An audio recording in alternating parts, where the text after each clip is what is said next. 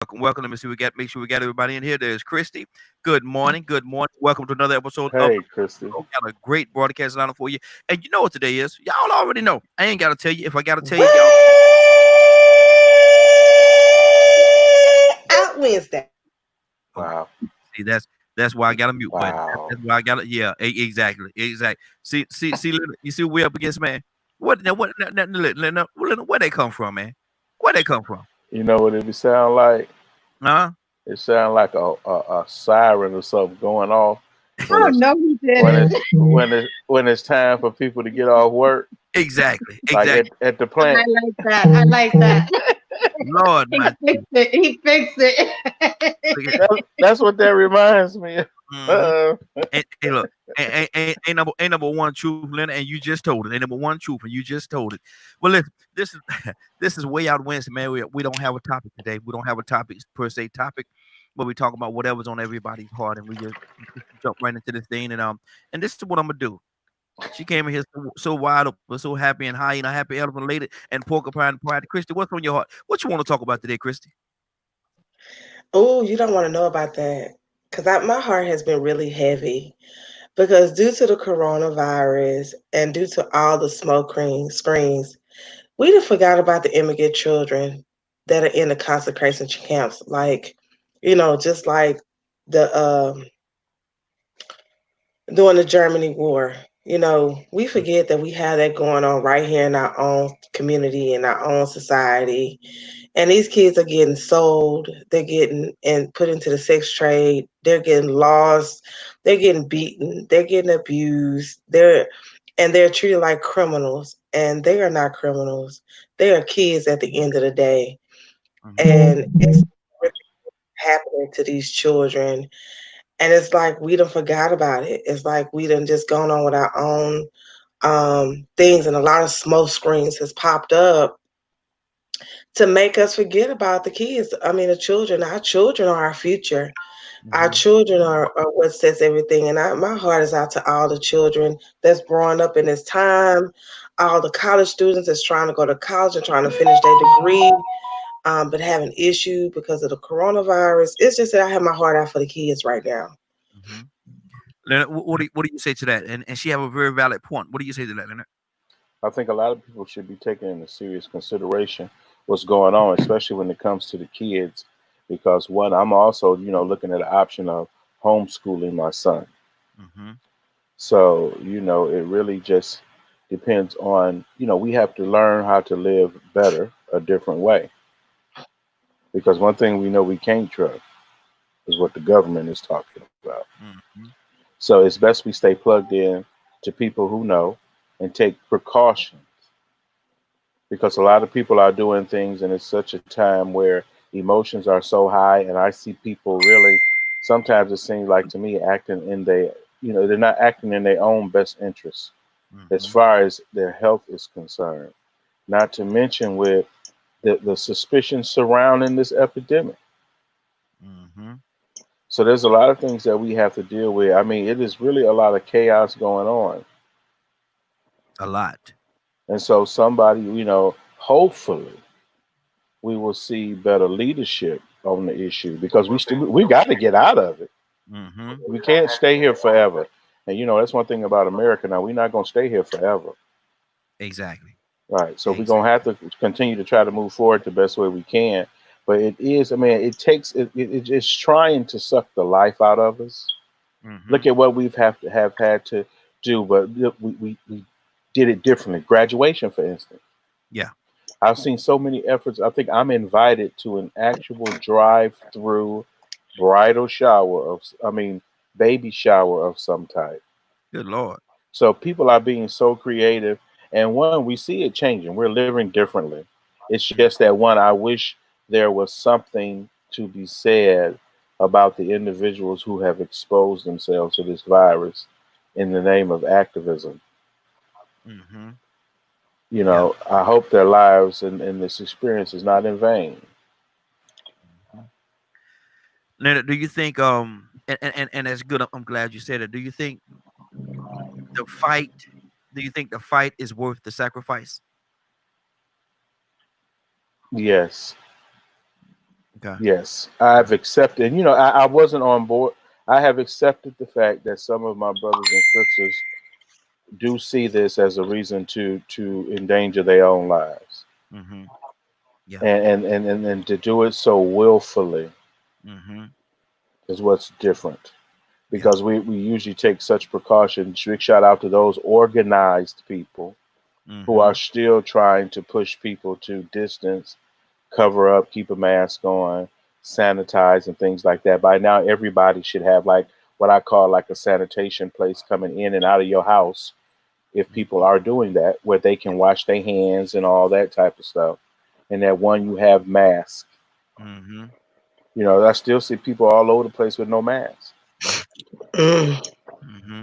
So, you know, we just have to be mindful of that type of thing. If no one else does, we got to be mindful of that.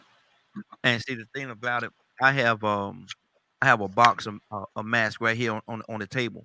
Hmm. So when you walk in, you grab your mask. It's right there.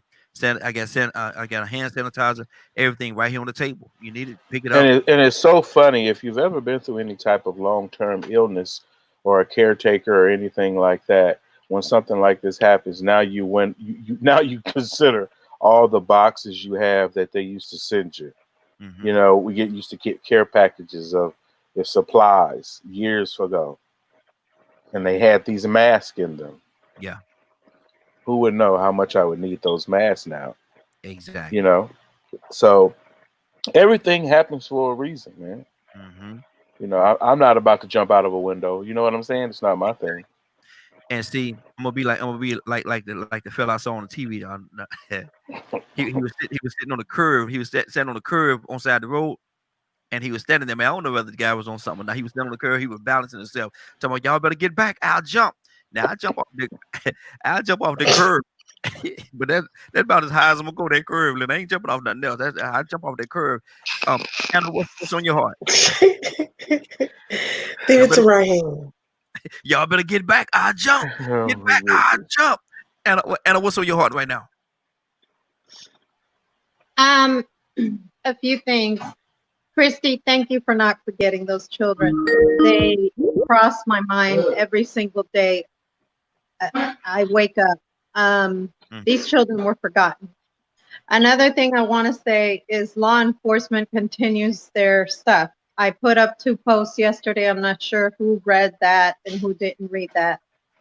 There was a guy that was brutally beat up by a law enforcement officer in Jacksonville, Florida, of brown color, because there was a language barrier. And this has to stop. It has to stop, because the Walmart had closed.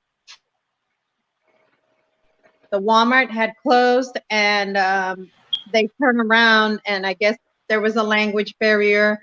It is in our culture that if you come towards us and attack us, just like the Black culture, or come towards us, with attitude, we're going to ask you, what's your problem? And it's who we are as people, He got beat up. There was another guy that in California was murdered by law enforcement. They're speculating stories, of how that went on. So it's something that within the brown and Black community happens a lot.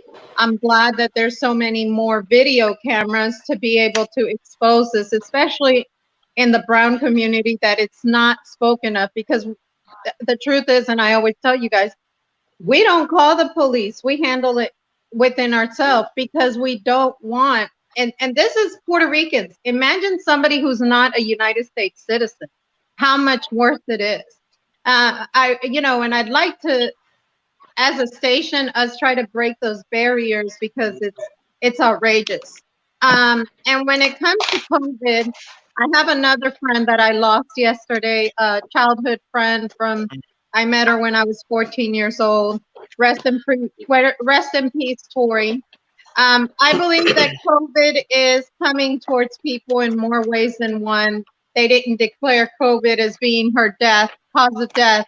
However, I think people are catching it. She is in Florida. I think people are catching it, and we have no clue the dangers of it and the side effects of it and what it will bring in the future, or what can happen in the future, a few months or whatever down the line.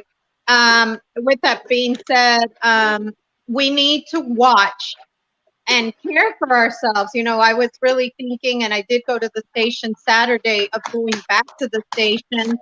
And once I'm hearing all these deaths, and they're heart related, they're, people, for someone to die at 40 years old, you have no issues or whatever, all of a sudden you're gone. It makes me think twice. I do wear gloves to the second. I do wear masks to the second, and I will continue to do it anytime I'm out. But it makes me rethink that our whole life has changed. Our whole life, our whole being has changed as Mhm. people. And just keep in mind, please keep in mind with DACA and everything else, which was something that the Barack Obama administration went forward and tried to help these kids. They're American dreamers. Their parents came out here with a dream. These kids don't know home. Home to them is the United States, okay? Again, I'm not an immigrant, but I understand where it comes from when these kids are fighting when there's families fighting for freedom. The guy in Jacksonville, I'm not sure, but Jacksonville, there's a lot of Puerto Ricans. I think he may have been Puerto Rican. And for a law enforcement officer to beat him up like that, I would come after him with a lawsuit. Truth be told. Absolutely. We got a caller. Caller, what's your name? Where you calling from? Good morning, everybody. It's Andrea. Hey, Andrea. Good how are morning, you? Andrea. We got a lot of noise in the background, like you turn up something. Andrew, what you turn up over there? That was me, Raheem. I'm finna push move. I'm sorry. It's wig. I'm finna say I was just pulling my hair around. Make sure my wig was fresh this morning. Sorry. We Girl, I know the feeling. good deal. Good. We're talking about this morning. We're talking. Well, this is way out west, so we really don't have a topic, but we talk about whatever's on your heart. So, Andrew, what's on your heart today?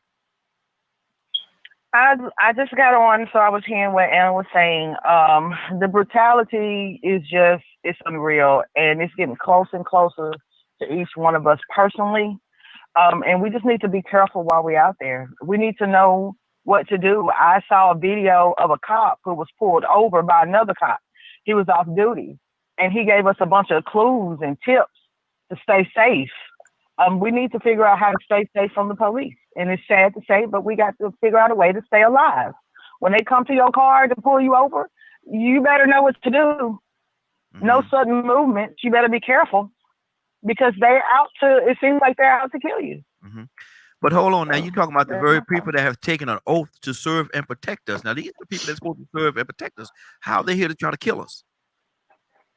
Because sometimes it's not about the oath. Sometimes it becomes about power, and I can do what I want to. Some of these people have been wanting to be police officers since they was a kid. And one thing that they really drive towards is the opportunity that they can carry a gun. I see my little boys play, and my 6-year-old has played like he was a cop. And one reason why he wants to be a cop or go to the Army is because he said, Mama, I can have a gun. He's young. He's 6. Yeah.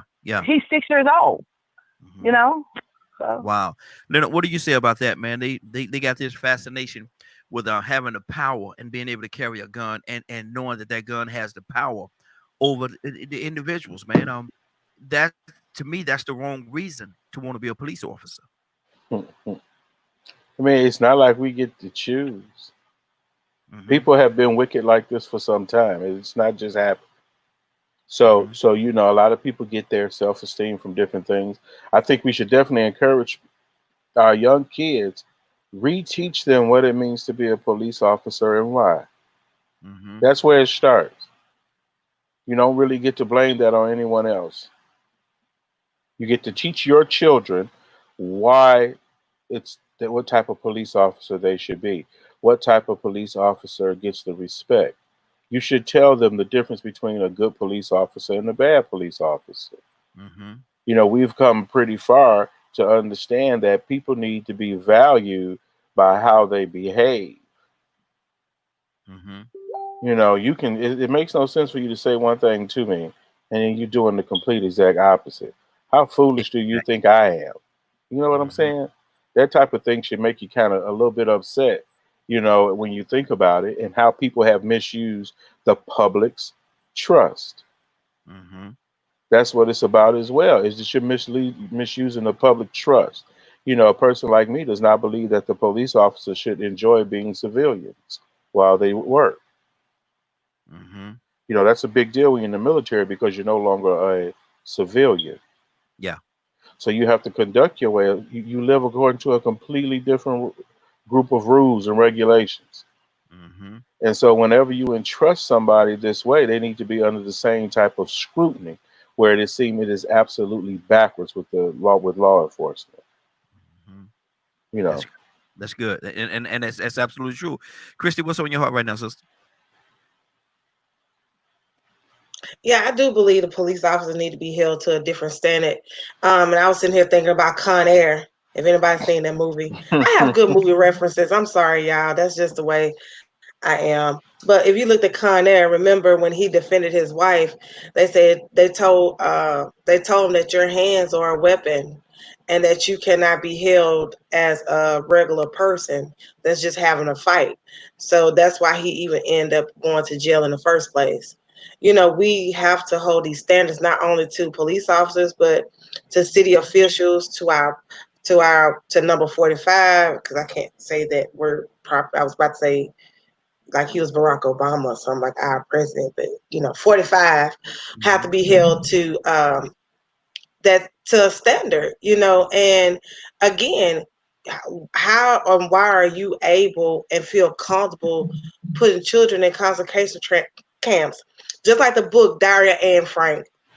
When we as kids read that book, we was like, oh my God, that's so horrible that somebody could hide up in a basement for so long, and the treatment of the German to those people, we were like, our hearts bled out. We was like, oh, if I was living during that time, I would do this and this. Well, guess what? We living in this time. Yeah. We're living in a time right now. So what are you gonna do? Are Mm-hmm. you gonna be the one to turn a deaf ear towards the crying children that you hear in your spirit? I'm not gonna say you physically hear, but you hear in your spirit. These children that are being molested and raped and abused, not only the ones in concentration camps, but the ones that are living everyday life. We see people dying, children dying I know I scroll through Facebook, and as I scroll through Facebook, I see so many children being kidnapped, so many children being beaten, abused, killed, raped, molested, babies. It's horrible. Coronavirus is really horrible, but I think, you know, in it we have so many issues that's affecting us that we just kind of, how when you think like when so much happened to you one time, you just kind of phase off some things and then you deal with something as of right now. I know Mr. Leonard kind of understand what I'm saying, but it's like my grandma used to tell me, if you cooking on the stove and you got 6 pots going, you're gonna take care of the pot that need the most attention. Then you go to the rest of it. So it's just like in America, we have so many pots on the stove that's burning that we have to handle what's smoking right now that's causing the fire. And right now it's police brutality, but we can't forget about the other we can't forget about the other pots on the stove, because police brutality. And I'm interested in knowing what the cop said, because I really don't know what to tell my sons. You put your hands on the steering wheel, they still tase you. You put your hands in the air, they still tase you. You get out talking nice, they punch you in the chest, saying you being uppity and smart. So I really don't know what to tell my sons in this instance, except for pray to the good Lord that you make it out safe and call me and have somebody video, because that seems like the only thing that have, and they still get off. So I would be interested for a police officer to call in at 678-381-1973 to give us some tips on what we need to tell our young men on how to act when being stopped or harassed by a police officer. I'd be interested in want to talk about the children, on how we can be more of a voice for those kids because they don't have a voice for themselves. So just call in. It's Way Out Wednesday, 678-381-1973. Good deal. Good deal. Leonard, what do we tell our children, Leonard? What is the safest advice that we could give our kids if they were to get pulled over by the police? What is the safest thing that we could tell them that hopefully will allow them to make it home? Be calm and follow directions. But haven't we seen even in those It's not. situations? It's not. Either you're going to pick one of the two. But Mhm, what you're not going to do is have all these hundreds of different things that you should be doing. mhm. You're going to stick with works for you, and you do that. And that One, when I get pulled over, that's I'm that's looking for the cause I'm being pulled over, mhm, providing them with the information at the stop that's necessary, and going on about my way. I don't have mhm. no conversation for the police. I don't have no reason to talk to the police to pretend as if we are friends or whatever. It's for him to conduct his business, and what happens, happens. I always pray that I win the battle. Mhm. And I can understand what you're saying, and I can agree with you. But at the same time, I have seen both sides of that coin, where the individual did nothing. They wasn't rude, they wasn't disrespectful. The officer told one guy, man, and this is the craziest thing I've seen in my life. Told the man to give me your identification, and the man reached for it, and the police reached for his gun. He said, what you doing? He said, man, you asked me for my And you've seen that 100 times. Exactly, exactly. And so that's why I say it's a real sticky situation. What do you do? Anna, what do we do? What do we tell our children? How do we tell them the safest thing that they could do to make it home? There is no safe thing you can do to make it home.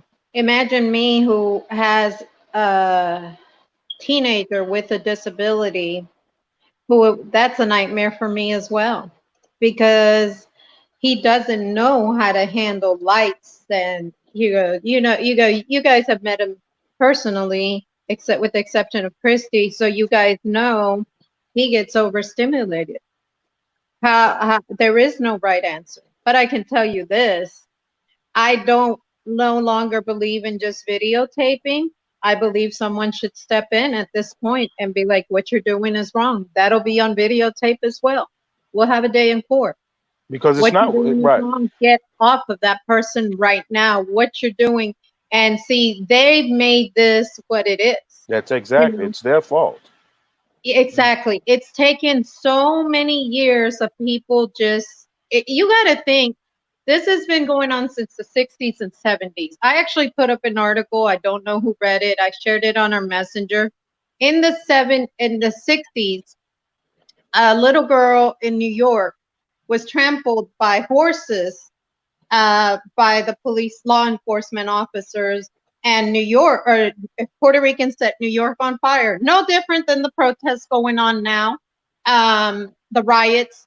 They were like, no, and they injured another man. This is not going to happen to our people. And kudos to them for making sure it doesn't happen because they made it clear it's not going to happen. And I tell people, stick together. I've said it from day one. Stick together. And Puerto Ricans have been very critical at following, man. They made this beautiful, they drew it with paint. Beautiful sign going down San Juan Street saying Black Lives Matter in yellow and white, black with the black tar. It looks absolutely beautiful. I also shared it for you guys to see. But at this point, Raheem, if you ask me, if I see something going on with your child or with you, I am going to step in and I'm going to tell the law enforcement officer what you're doing is wrong. You need to get off of that person because me personally, I'm sick and tired of watching innocent people, not saying that what they did was right or wrong. I don't care about what your date in court is, but it's never worth your life. You're talking about people's life. Who gives them the right to kill somebody? Who gives the badge? No, I don't think so. Same thing as the military people. They have that right that you see them going around killing people just because they want to? Absolutely not.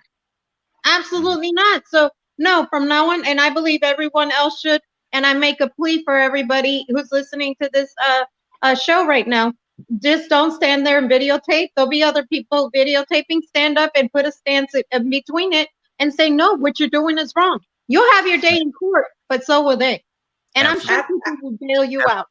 Okay, good I deal. think I wonder all the time what a difference it would have made if somebody would have stepped in on George Floyd and said, hey, and pushed the officer off of the guy. They might have got tased, they might have got beat up, but I wonder what would have happened if someone would just say, hey, and just pushed him, or if the crowd would have just pushed him. And what would a difference it would make? Would George Floyd still be here today? Or what would be the difference? And we'll never know the answer to that question. But I have to wonder, because it was so many people recording and saying that this is wrong. And I feel like what would have happened if a group of people would have just got together and just made their way and pushed that officer off that man's neck? Mhm. I think I think It may would have hold on. It may have made a difference at that particular at that for that moment. It would have made a difference, but it would have opened all kind of other cans of worms. It would have opened up, and you know certainly they would have been arrested. They would have been arrested. But my thing is, I take that arrest. That's an arrest that I would take right there, because you know I'm saving. I feel as though I'm saving somebody's life, so I take that one. I eat that one. and And Raheem, guess what?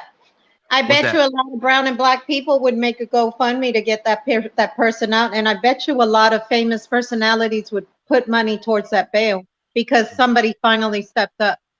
Exactly. Finally, somebody stepped up of our color, and Good it's deal. time. We got a couple. Hold on. We got a couple of callers. I want to get to these callers. Caller, what's your name? Where you calling from?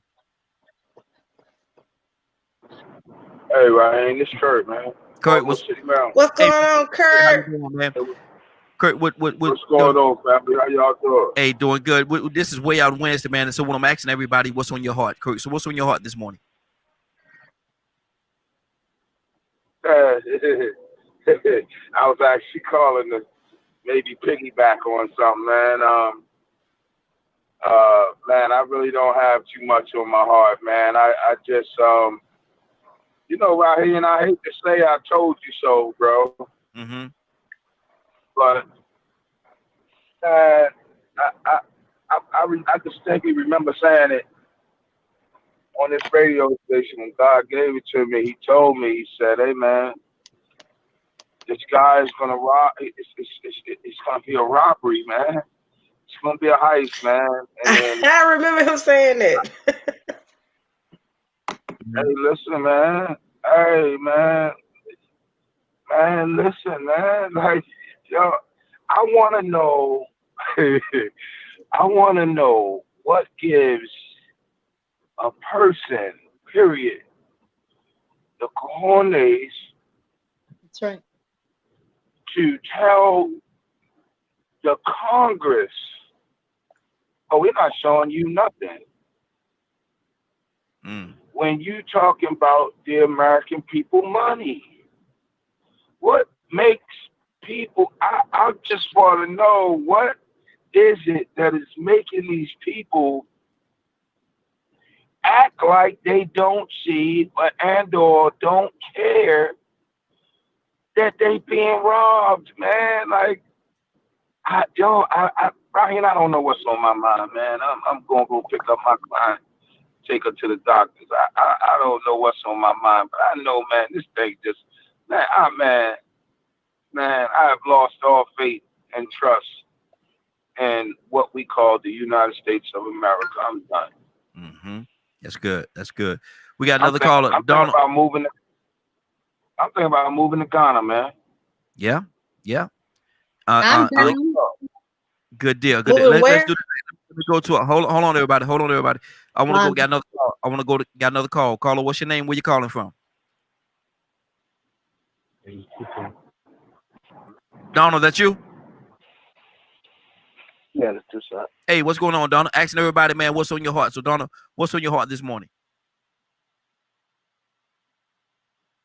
Oh, we lost Donald. Let me see if we get him back in here. He had issues with his little phone there.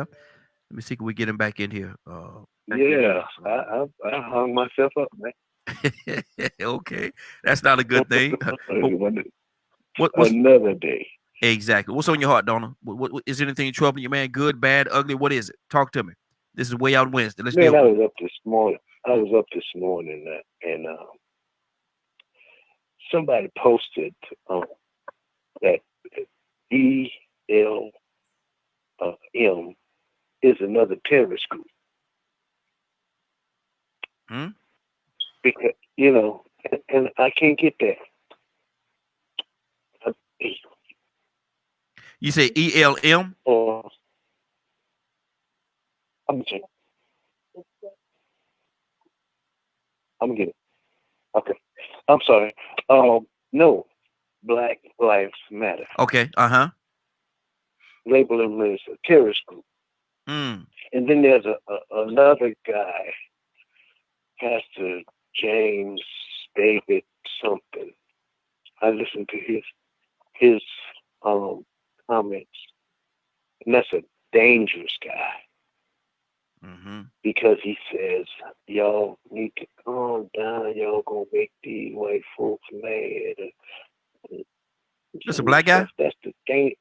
Yeah, Pastor. I Mm. blast him out. I hope he called me because he the type of fella need to shut his mouth. Mm-hmm. Him and Candace. Mm-hmm. Because Mm-hmm. Go ahead. you put them out there like they the spokesman for me. Them and Don King. Mm-hmm. And them two silly women that follow Trump around. Have you And ever that heard? young Have you ever heard boy of? And I don't want to You get. talking I about don't. si- Hold on. you How talking y'all about ever? you Hold on, talking Curtis. about Hold on. How y'all ever heard of the Hodge twins? I hadn't heard of. I haven't. Look But if up. they talk like I think you talking about, they Yeah. need to shut up too. Yeah, they need to shut up too. Look, if you get an opportunity to look at it, don't give them too much. Don't give them too much shine, man. But look up the Hodge twins. It's all together. HODGE Okay. twins and all twins. It's two brothers. They say ex-marine officers, ex-marine, ex-marine. Let's just say it that way. But they be spewing some of the craziest stuff, man. And the mother folks eat it up. They eat it up, man. They eat it up. They eat it up, man. Exactly. And now they selling products and they trying to profit. They're trying to profit off this foolishness that they're spewing out there, man. They're profiting off of it. Right. Hey, did y'all And I did wanna y'all see the? Go ahead, Kurt. I'm sorry. Go ahead. Hey Donald, did you see the latest arrest? Did y'all pay that any attention? Because they had about 4 or 5 other things that they do out there. So you had to be like watching. I caught it last night while we was on Real Men Being Men because I had a placement yesterday, right? The latest arrest is, get this, there's they arrested a soldier who was in cahoots with, get this, a neo-Nazi satanic cult. Mm. They got all kinds of weapons, man. I'm gonna tell you the truth. It looked like he stole some stuff out the arms room. Mm-hmm. But they was planning on basically going to war against Black Lives Matter. And if you pay real close attention, our nation's president, and I'll say it, our nation's president is trying to scare people into either not voting at all or he's trying to make people vote for him. That's why he keeps throwing out that Antifa. Like Antifa is this terrorist organization when if you research Antifa is nothing but a group of people like us who saying we're not gonna come down here and bust these people's heads open because you want to protest. If that's what you want to do, then guess what? We're going to bust your heads open. So Antifa is nothing but an answer to all of those far right-wing extremists and fascists who think that they can just bully and mistreat people who are trying to have a peaceful protest. Mm-hmm. You know, I'm telling you, man, like, God ain't pleased, man. I'm sorry, Donald. I didn't mean to cut you off, man. My bad. Good deal. Let me go to Andrew. Let me go to Andrew. Andrew, what's on your heart? I just wanted to comment on what somebody said earlier. I do forget the person. I do apologize. But talking about the man telling us that we don't need to make the white people mad. That's something that I have experienced personally, but that's the kind of mindset that's going to keep us in bondage. Yes. The older people they are so dependent on, and it's sad to say, and my father's on assistance, my mom is on assistance. You know, I have different people in my family on assistance, so I'm not targeting them, but this is a problem. They're so fixated on their benefit because that's all they have, you know, and they are afraid of their livelihood. You take somebody that's handicapped who needs their Medicaid and their medicine and stuff like that, and they depend on the government, they can sit there and they will know something is wrong, but they want you to be quiet and they want you to be silent. And our young people are not being silent. Like, they like, well, let's do it. Let's do it.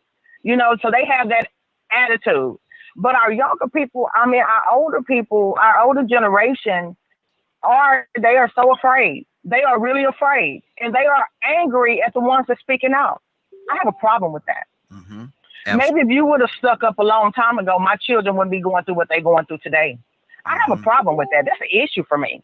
Because I know all too well how to be neglected or profiled or just didn't give a crap because I was black and my child was black.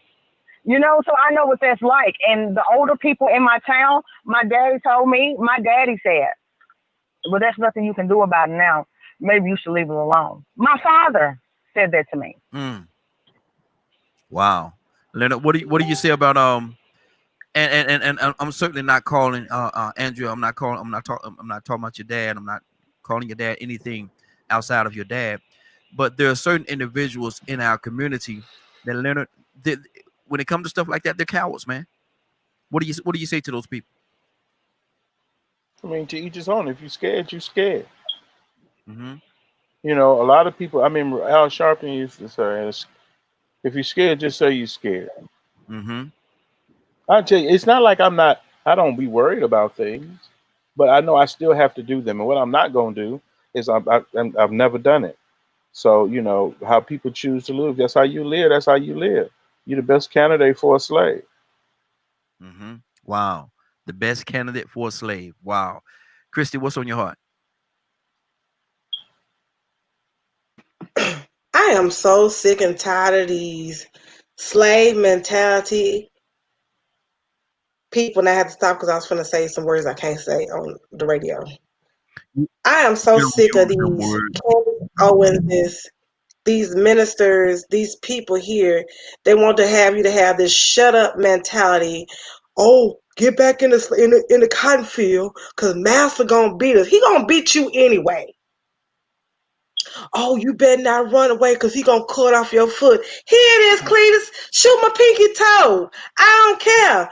I'm finna stand up for my rights. I'm finna stand up for equality. And if you saying that I am a what is that he say we was? What was it that they said? The Taliban people, like the Taliban people. Terrorists? Terrorists. How you gonna say Black Lives Matter is a terrorist? You the terrorist because you the one beating up on people that can't defend themselves. You picking on the poor. You're picking on the middle class. You're picking on people that don't have the right, or you're picking on people that you feel like you can bully.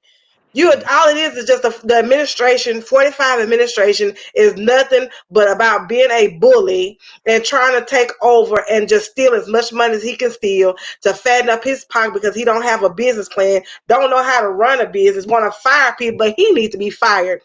45, you are fired. For the Black community because you don't know anything that you're doing. And anybody that's taking up for him, and anybody that's sitting here saying that we're terrorists because we want a change, it's something wrong with them. And if you telling the young people to be quiet, no, you need to stand up. Quit being scared. Okay, let me do this right here. We got a real strong noise coming from somebody's phone. Everybody, if you're not talking, mute your line for me. Cause there we go. Somebody got a real bad feed coming through their phone line. I think we have Frank with us. Frank, good morning, sir. How you doing this morning? Man, I'm great. How's everybody? Hey, doing good. Way Out Wednesday, brother. We're opening it up. Whatever's on your heart, let's talk about it. What's on your heart, Frank? We're all over the place Well, today, we all over the place today, but we're talking about a lot. So go ahead. Way Out Wednesday. I got a lot on my heart, but Give me I one. kind of came in the middle of this, Mhm. so I'm hearing what I'm hearing, but I don't. What sparked this? How did we get to calling, the older generation cowards, which is just confusing to me because I saw what they went through, and Well, I think what they're talking about. I think what they're talking about, Frank, is the difference in the generations. The young folk, they're not afraid of anything, man. They'll run through a brick wall. They'll run through a brick wall. Just show them what a brick wall is, and they'll run through that brick wall. I think the older generation was a little more strategic, and Thank you. and did not act as quickly as the young generation. As far as calling them cowards, there are some in the group that's cowards now. We can't say that they're not. There is some out there that's cowards that won't bust a grape in a fruit fight. They just won't do it. But you have some of them out there like let me say this, Raheem. You will be surprised at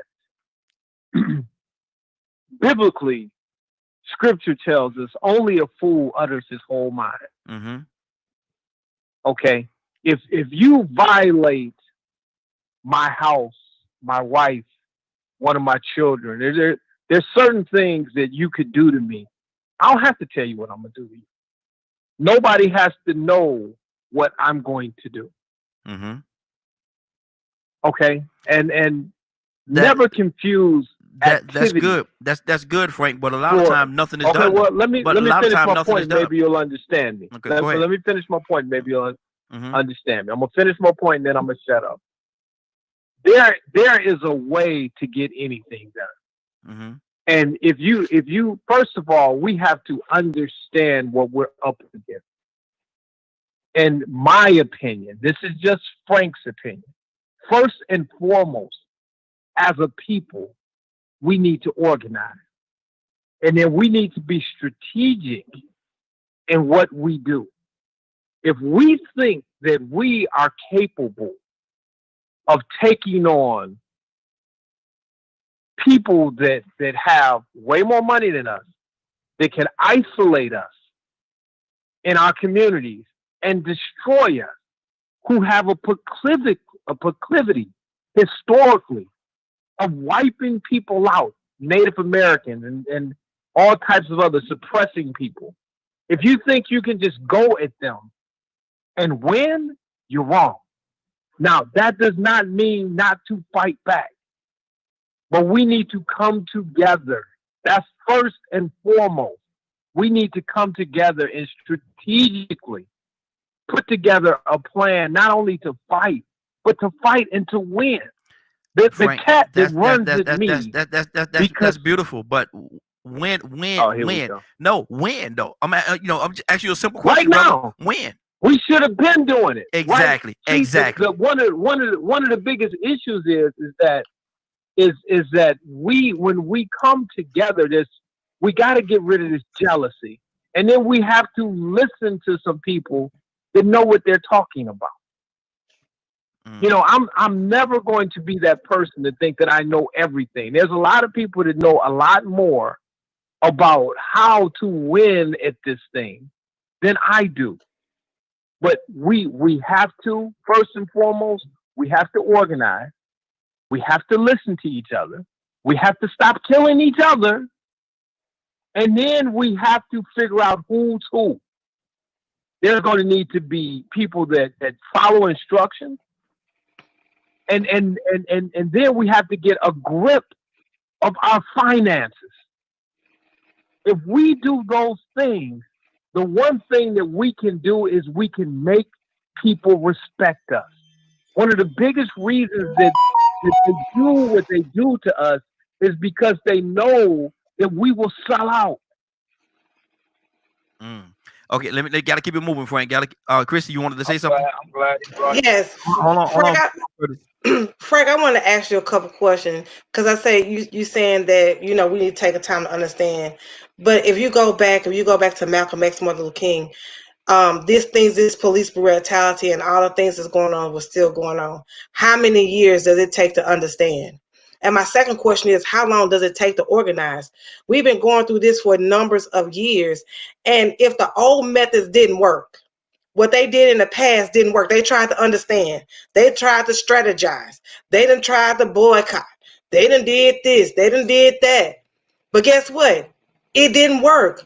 We're still in the same predicament as we were years and years before. So now it's saying, okay, we got to do something different. And those methods are not working. I'm sorry. I'm not calling anybody a coward. I'm not saying that but I'm saying that sit down and be quiet and mind the massa is not going to work. They're going to kill you, shoot you, and beat you anyway. But if you're asking me a question, the fact that we can have this forum right now is evidence that our grandparents did some things that made it possible for us to do what we're doing right now. DKM Radio would not be on the air 2 days in the 50s having these types of conversations. The fact that you can, walk out of your door, that you can, purchase a weapon and carry it, that you can do these things. All of those things were on the backs of our grandparents. It wasn't our grandparents that dropped the ball. It was us. It was once we got the leg up, it was us that our priorities changed. We had momentum. But see, once we began to make a certain amount of money, we began to have families all over the freaking place. Black men didn't stay in the family. We didn't stay and raise our children. We began to do heinous things that only white people were doing. Let me do this. So we got to get back to our roots. Okay, wrap it up for me. I want to pull some more people into the conversation. Go ahead, Curtis. You wanted to say something. First off, both Chrissy and Frank have very valid points. I'm gonna say this. You have to accept one simple fact. You have to accept the plight upon Black America. That's number one. Historically, December 12th, 1812 or something like that. I know it's December 12th. A man stood on the bank of the James River and he gave a manifesto. The manifesto is called the Willie Lynch Letter. If you read the Willie Lynch Letter, you'll fully understand exactly what has happened to Black America and why Black America is in the situation that it's in. That's number one. Number two, we fought for segregation. This is just my take on the historical data. We fought for segregation. We fought for integration. We integrated. Then we assimilated. Willie Lynch Letter, you'll fully understand exactly. And then we go ahead. Then we segregated amongst ourselves.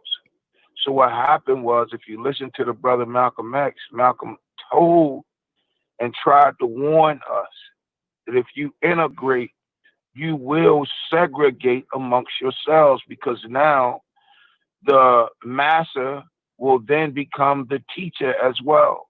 He will teach you how to be him, not to be you. That's secondly. And then on top of all things, the simple fact is, I'm not honestly going to say that we dropped the ball. I refuse to say that, because although Mom and them fought so that we could have this platform, we on this platform. So some of us not dropping the ball.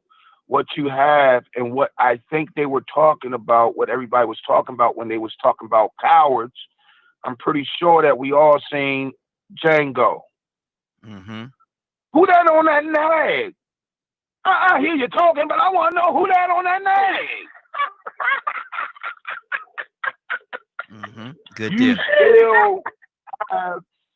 You still have a collection of African Americans running around here supporting Master's cause.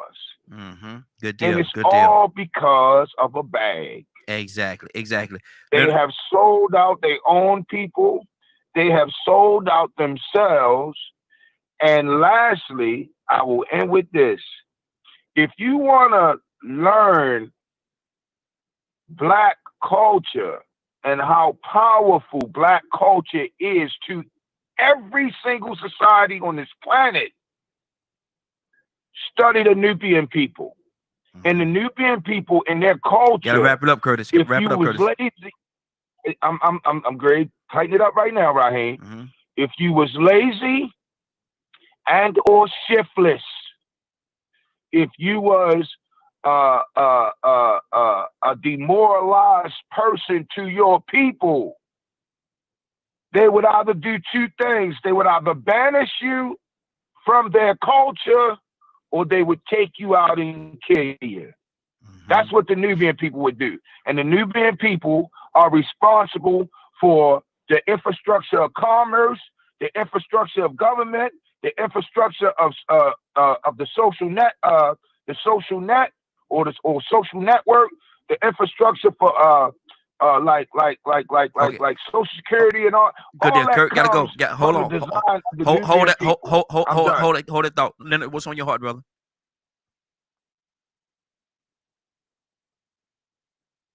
Leonard.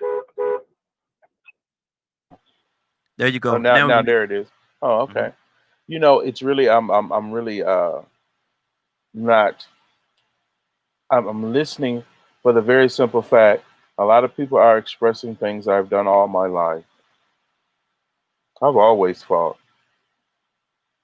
It's nothing new. I don't need not one more story to go with the little narrative. I'm about personal responsibility and my freedoms.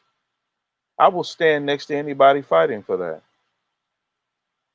I don't know what y'all gonna do, because y'all have issues. Y'all better get it together. Get your lives together and think about your own self-preservation, not of everyone else, but of yourself. Get yourself right so you can be an actual plus to a movement as opposed to a negative.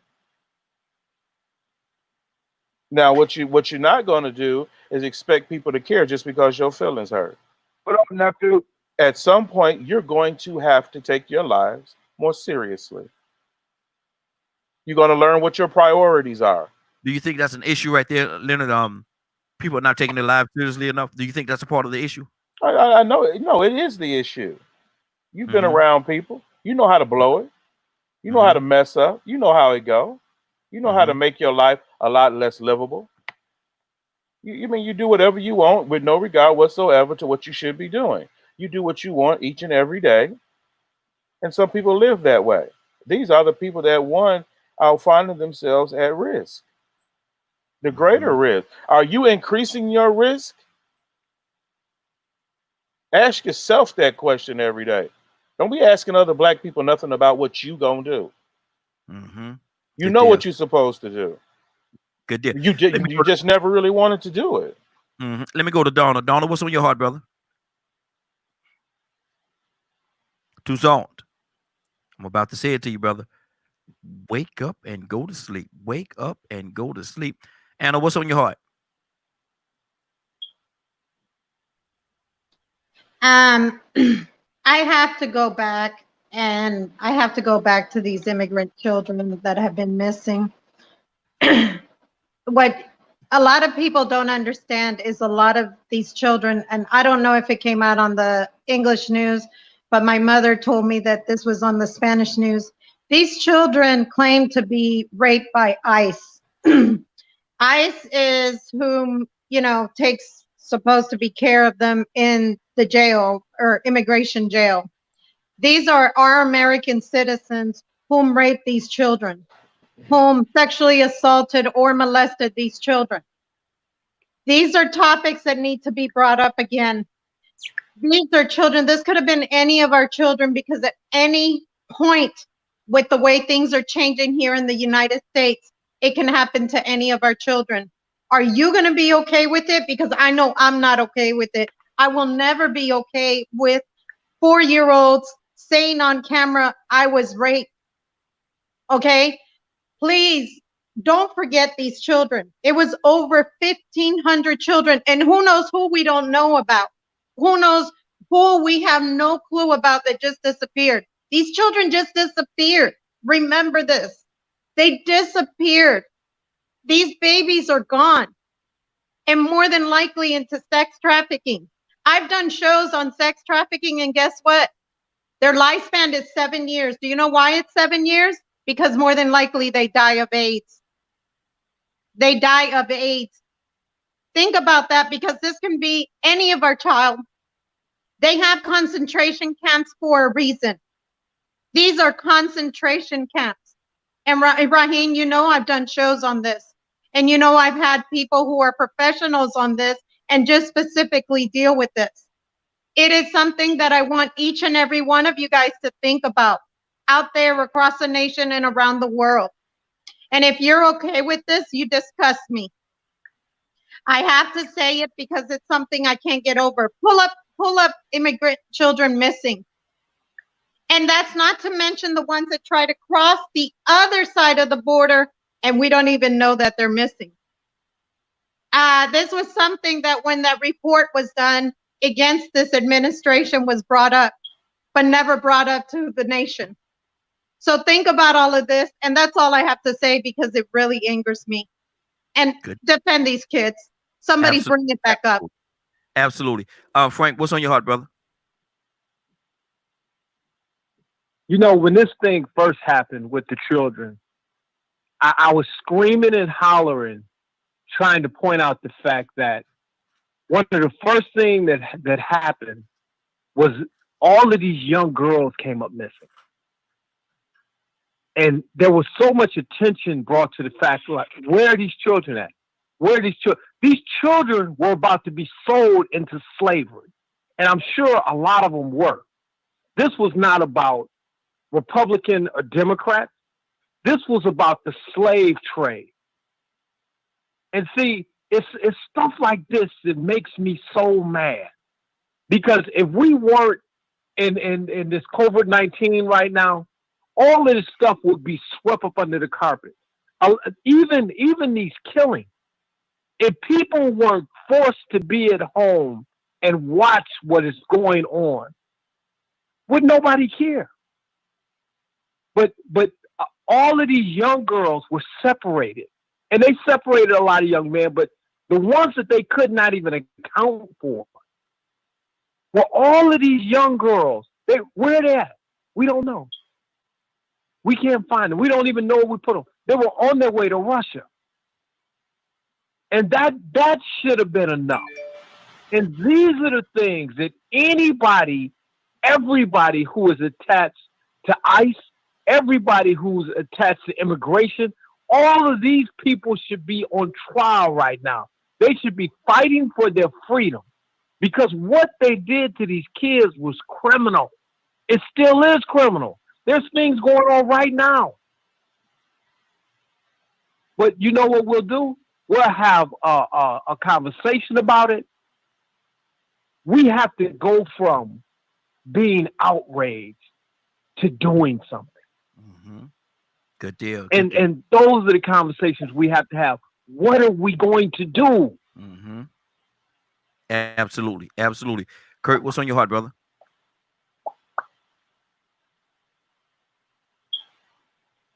Kurt, you there? You know, yeah, I'm right here, brother. You know, I've been outraged for a while, specifically about that topic. Frank and I have had a few conversations offline,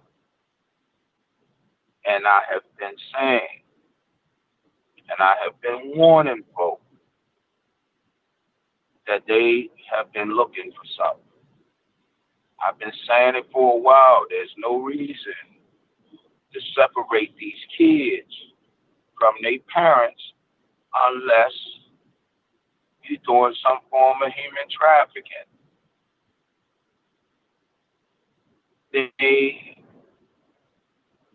This man has committed the greatest level of atrocities,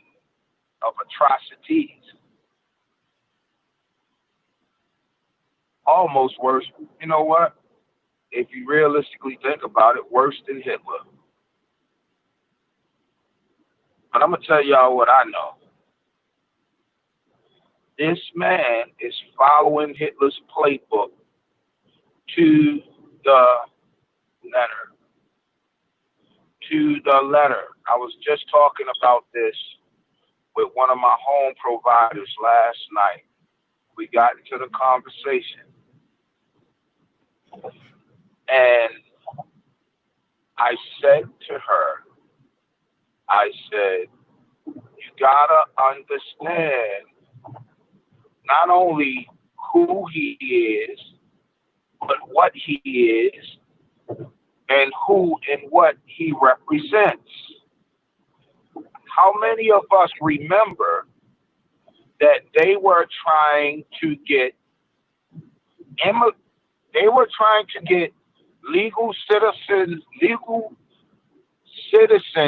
legal Mexican citizens to tell on illegal Hispanic citizens?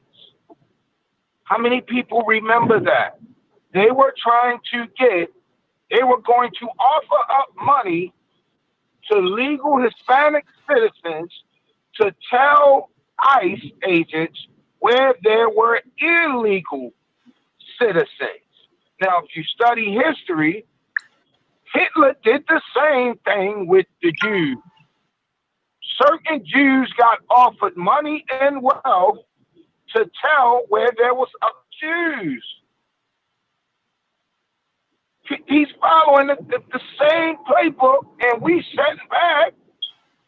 Well, I ain't gonna say all of us, but the powers to be, the ones with the power and privilege, is sitting back, allowing for him to do these things. And folk act like they scared to speak up. Exactly. Somebody explain to me. Let me end with this, right? Somebody explain to me how 4, 5 people who are major figures in his administration write books all saying the same thing. They all say the same thing, right? Mm-hmm. And we got a collection of people saying, no, they're lying. Well, doggone it, y'all better not pull me over because you think I'm selling drugs no more because 2 people told y'all I'm selling dope. Y'all better not touch me no more. Exactly. Leonard, what's on your heart, brother? And that's what Law and order has to change. Mm-hmm. I mean, I hear about people talking about outrage, but you got to move to do something. You need citizens review boards everywhere a law enforcement agency is. Mm-hmm. You need laws changed immediately. You need people in places who are committed to the same things that you are doing. I know if I was involved with certain associations or what have you, and I thought that there was some sex trafficking going on, I would get involved. I don't know why someone else wouldn't, other than the fact that they just don't want to be bothered. They get around it or whatever. They'd rather go along about their day. I understand that. Not everybody wants to be a hero. You know what I'm saying? But if you are in the if you are in authority and you have the power to do the right thing, I believe you should do that thing. The issue is right people are not in power. They're not righteous, so you should not expect their deeds to be righteous. While you arguing over ignorant stuff, they're just about winning and getting in place to do what they need to do. And you sitting here talking about your feelings and your emotions. People with this notion that you win the game by not playing, that's ignorant. You're ignorant for believing that. You know how people that always, there's always, in a meeting, especially when you're talking about a solution to a problem, there's always somewhere sitting there doubting everything you say, regardless of the fact. And the only reason why they're usually doubting is because they don't have the courage to make anything work. Mm-hmm. So they don't want to see nobody else do anything. And this is why you have to keep fighting. If 1,000 people don't show up at your meeting, you take them 10 and you go do as much damage as you can with them 10. Absolutely. You know, so it's not about what we gonna do. It's about, are you gonna go and take the initiative and lead an action to actually get a response worth having? All this performance art and this crying and this whining about this, what you gonna do now? When it's all burned down, what are you gonna do? Exactly. Killing innocent people don't work. Laming accusations at people that don't fit don't work. We have a court of law that you can send people to, and if you're lying on them, they're gonna get away too.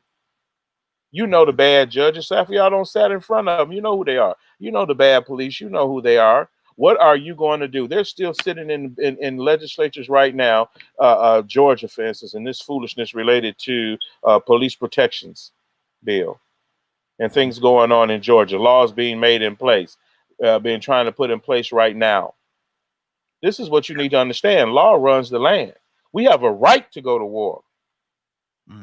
If ain't nobody playing by the rules. You asked me, you used to ask me stuff a long time ago. Man, Leonard, you mean to tell me you would do this? Yeah, I do. I do whatever I wanted to do. Hold on one second, Leonard. Let me go to Chris. I know Chris got to go in a little bit. What's on your heart?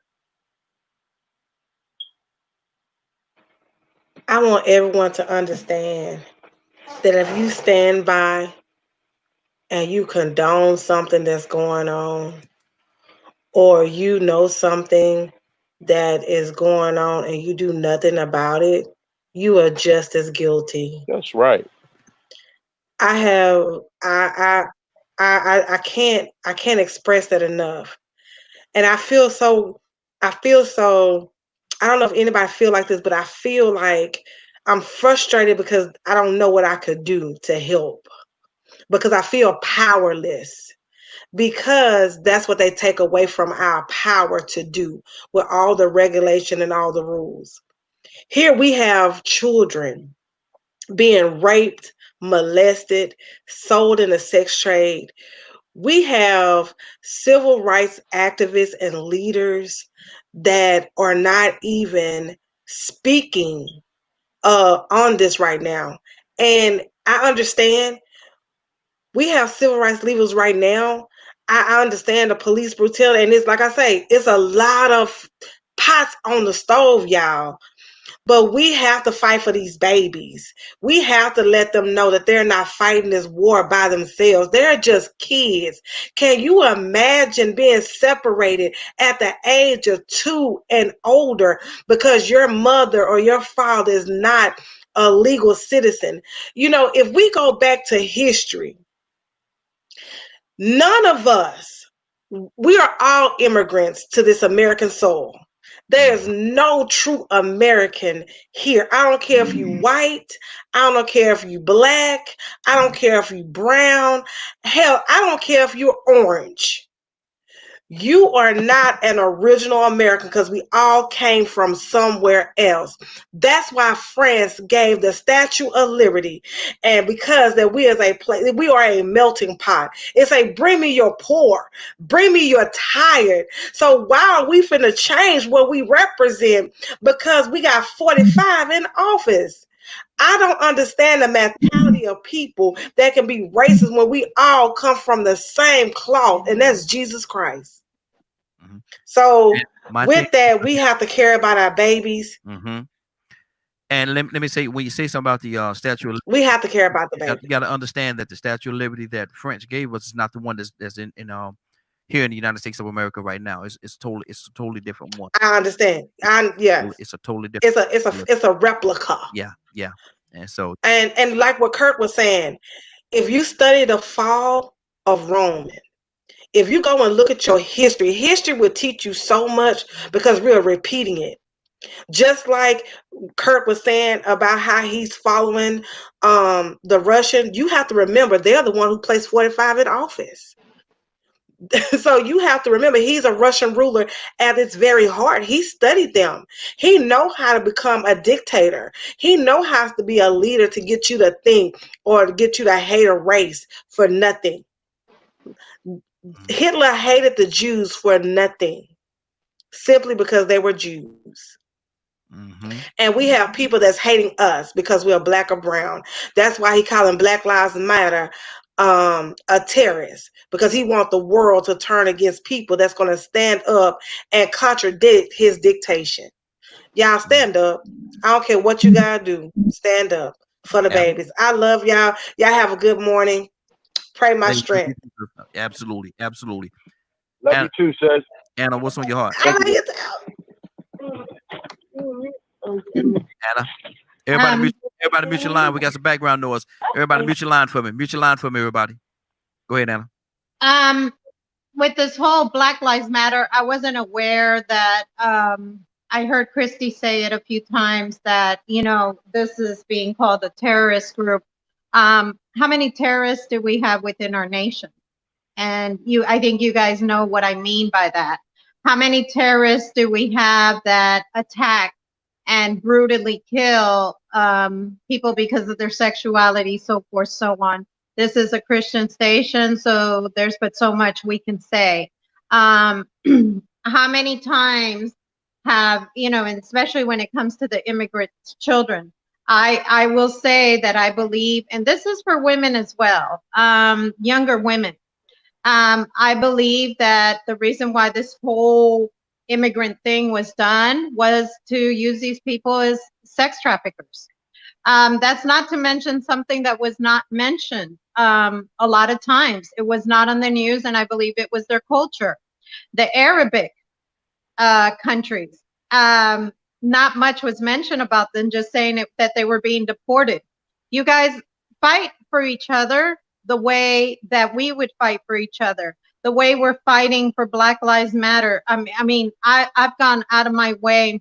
I'm going to make it my business to go out of my way for all these other cultures, because you know what?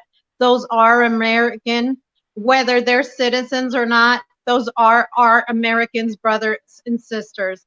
And, you know, I constantly hear, oh, but when Mexicans come into the country, or Nicaraguans or Colombians or whatever, or let's say Iranians or whatever country you're from, they do this and they do that. It's not all of them, okay? It's a very small portion. A lot of them come into this country and really work hard. You guys would be in disbelief at the money, and this is true, and I know this to be true because I've met these people that do foster care. They would rather give those children with good parents to the foster system and give that parent over $10,000, not to mention the grants that they're getting. And these parents are suffering because they're not able to be with their child that's disabled, because they've decided, the system has decided to take the children because these parents are immigrants. They had to find cities like Gwinnett County or Fulton County, I believe, and I'm not sure if it's changed, that they give them asylum. So you guys think about this and study a little bit about it before, you know, I've had to talk to a few parents that I tell them, you know, these people are not going to report you, and, you know, Peruvian and countries like that. And they tell me, I'm afraid that if I go see my child, whom I was a great parent, they're going to take me to, you know, deport me. Think about all of that, because if this was you and you were a good parent and your child gets taken away from the system, how you would feel. Exactly. And now they're getting $10,000 plus whatever grant. It's all a joke. They're stealing from the system. Exactly. This, you guys. Absolutely. Andrea, what's on your heart? Donna, are you there? Coming to you next. I was just thinking when somebody was talking earlier, and I was thinking, if I was to preach a message today, it would be when sin separates us. When sin separates us, this is the repercussions of a sinful nation. I honestly do believe we turned our back on God. I really do believe it. Without His blessing, I believe we turned our back on God, and that's why we're in such a disarray. When you look around, you see stuff that you ain't even heard of before. all this stuff that's coming out, and I know there's nothing new under the sun, but stuff that's been pressed down and hid down for a long time is coming up. For instance, I found out there's people in my family that I'm kin to about 2 or 3 times. Now, how does that work? How you my auntie and my second cousin? How does that work? You see what I'm saying? It's stuff like that that makes no sense. And when we should have been fighting and trying to learn and make a better way, we're out betraying each other's trust. We're out doing all this other stuff. And I can't speak for other cultures. I can't speak for other families. I can only speak about mine. But when you hear that your auntie is your second cousin, and then you look at the state that they're in and their lifestyles now, and how their children come up so different from yours with no morals, no respect for leadership, none. And then it makes you wonder, oh my God, am I being penalized because of something that they did? Am I going through all this stuff because of what my grandparents and my parents did? My great-great-great-grandmothers? Because to be honest with you, when you start looking at your family tree, everybody don't have such a good line. Everybody don't have a good track record. I have seen some stuff since I've been grown that made me sick about my own family. Wow. My own family. So I believe some of this is the repercussions of sin. And I believe that we are paying for some of the stuff that they did. Everything is not because of what they did. So please don't misunderstand what I'm saying. But a lot of this stuff that we're going through in our personal lives, some of these traits and some of these characteristics that you don't know why your kid act like that.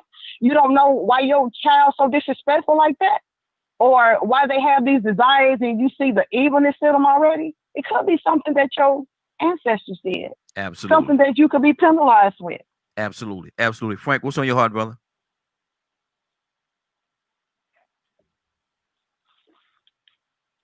I'm gonna be fair. You did say you was going to. I don't know if he's there or not, but I don't think Donald's. He didn't respond. Okay. I don't think he's with us yet. He okay, might be on a call or something. Yeah. okay. You know, Hold on, Donald, you there?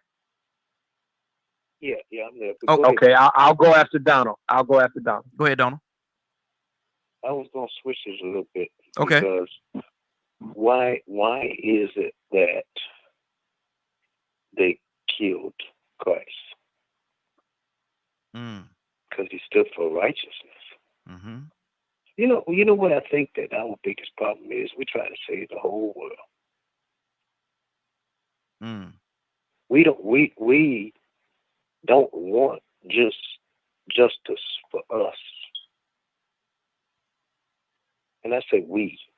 I'm talking about people that have a good heart, want to do the right thing, want to live right, want their neighbor to live right. We try to get it for the whole world. And those that are wicked don't want that. Mm-hmm. And they'll do whatever it takes to destroy righteousness. They don't want it. Mm-hmm. They want envy and strife and malice and guile and hatred and bigotry. They thrive off of it. It makes them feel better about themselves.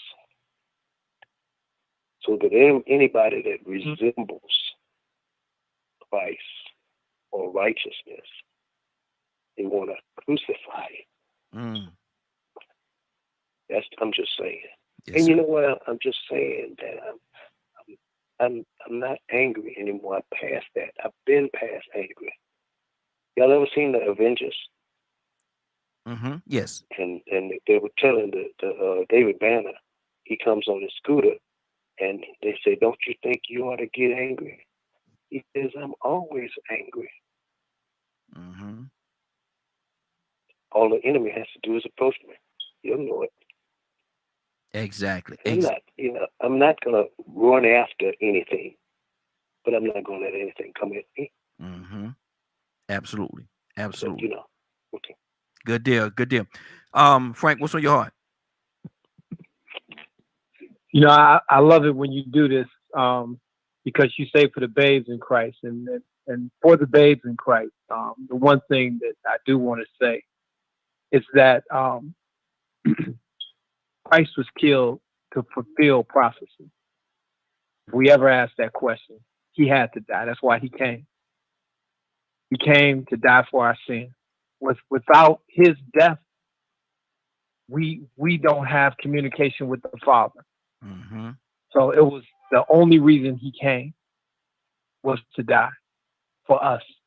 And that goes full circle right back to what the young lady was saying about what's going on now and how she looks at it as far as sin. And it when a lot of this stuff began, it took me to scripture that says that if my people that are called by my name Come on. would humble themselves, turn away from sin. Now, who was he talking to? He wasn't. It just amazes me when we have an expectation of Donald Trump doing anything different than what he's doing. That's why he was placed in the office, because he's incompetent. He was placed in the office. So what is going on right now? People set him down and made it clear to him, once you get in the office, this is what we're going to do. And you're not going to do anything about it. Well, for one reason, he couldn't, because he's not capable of stopping what's going on right now. If you look at everything he's ever touched, he's failed. He's gone bankrupt in every venture that he's ever had. He's not capable of running a business.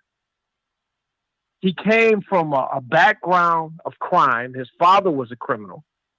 They changed their name when they came from Germany to the United States, from Trump to Trump, because they didn't feel like Germans would be received here in the United States. So don't be surprised when he does what he does. That's who he is. But scripture says that if my people would turn away from sin, would humble themselves, would seek my face, would repent, I'll heal your land. He's talking to us. And we can't deny that our land is sick. Mm-hmm. But the scripture's speaking to us. Good deal. Good deal. Leonard, what's on your heart, brother? I would be interested to know, well, do people actually believe or know what they're supposed to do? You know, a lot of people, it's a difference, and I notice a lot of people now are just in the mood. They're in the mood. But all it used to take us before was to hear of an injustice. And we in organizations or whatever pursue those injustices. Sometimes just 2 or 3 people at the most. Sometimes it's 2 or 3 people that plans what brings it to the forefront to the public, to solicit support from the public. The public has always had the opportunity to change and do something. So when are they going to do it? We acting as if somehow America was somehow morally a decent place to begin with. No, it wasn't. Whenever I'm not sure of this notion when things were good, you've never been good. Mm-hmm. Never. So when you think of it that way, there's work to be done. You have to think about what you should be doing as an American citizen to change these things. Whether you choose civil disobedience or you choose organizations or you direct your money, your financial support to certain things or what have you, you should be serious about those things. You should be just as serious about what your tax dollars are being put towards. You have not been thinking about those things. Mm-hmm. Only thing that you've really been focused on as a nation that we can see is your hatred for one another due to a few differences. How you sleep together, how you worship together. And I think, what's the other big one that you all seem to be really concerned about? What other people do with their bodies. Yeah, I think I said that one already. Mm-hmm. So when you made those things your priority, that set you up for pretty much everything that has happened, because you did nothing of substance. You didn't even consider the concept of participative government and what it means and how you should do and contribute, or the whole notion of being citizen. If you don't want police to do what they were doing, then you got to remember there's some people that sat down and said, yes, they should do it. Now, new people must sit down and say, we're not doing it anymore. If you're not going to do that, nobody want to hear all that crap. You know, people talk about what you can do. I get so many webinars and things like that with UN meetings and people going to the UN, trying to form plans, meeting on world stages with people from other countries and things like that are interested in doing what they can to support actual peace. And what are you doing? What are you doing? You know, it's not, you can't get, I don't know what to do. We've been telling you to get organized for a minute. It ain't about what you do. Find something you're interested in, you have a passion for. Do that thing. If it's something that is going to make something better, do that. That is what you do. Don't even try to fit in with other people if you can't. Exactly. Let me ask Kirk this question, and I'm piggybacking off one of the things that Leonard just said. Do we know what peace look like? What does it look like in this day and time, Kirk? Do we know what peace looks like? Yeah, we know what it looked like. We know what it looked like. Mm-hmm. There's been moments and pockets of peace throughout our American history. There has been moments and pockets of peace. Mm-hmm. But you gotta understand that the power and the powerful and the wealthy don't make no money when it's peace. That's right. You gotta understand that the biggest sin America has created, the biggest sin that America has dwelled in is greed. Mm-hmm. It ain't lust, it ain't sloth, it's greed. Greed has been the number one fueling sin to every other sin and has provoked people against people. It's greed. Yeah. Mm-hmm. Wow. How many people know that slavery was abolished in America 3 times before 1865? Mm-hmm. Yes. How many people actually know that? Mm-hmm.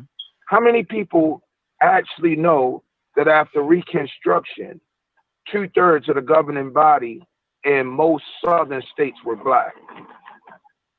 How many people know that? How many people know why?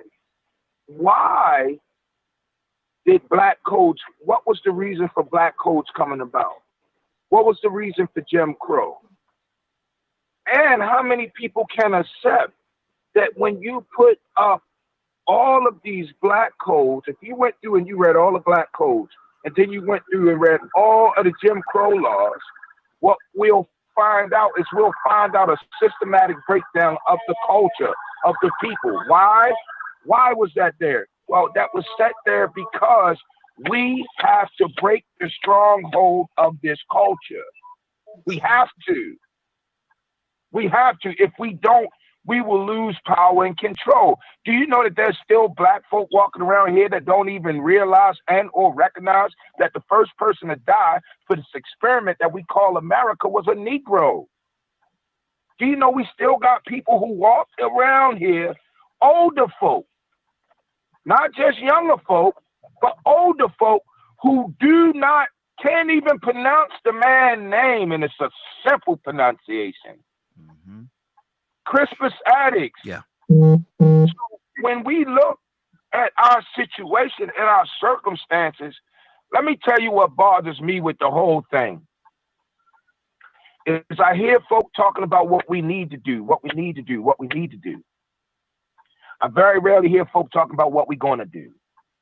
That's number one.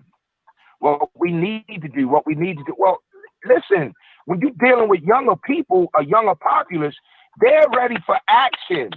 Absolutely. So while you talk about what we need to do, that need to be going on paper saying this is the movement we're going to make, like Leonard said. Mm-hmm. The days of talking about what we need to do is over. We done strategized enough. It's time for implementation. Now, the truth be told, is in implementation, we have to understand why we even have to implement. Mm-hmm. But we don't want to talk about that.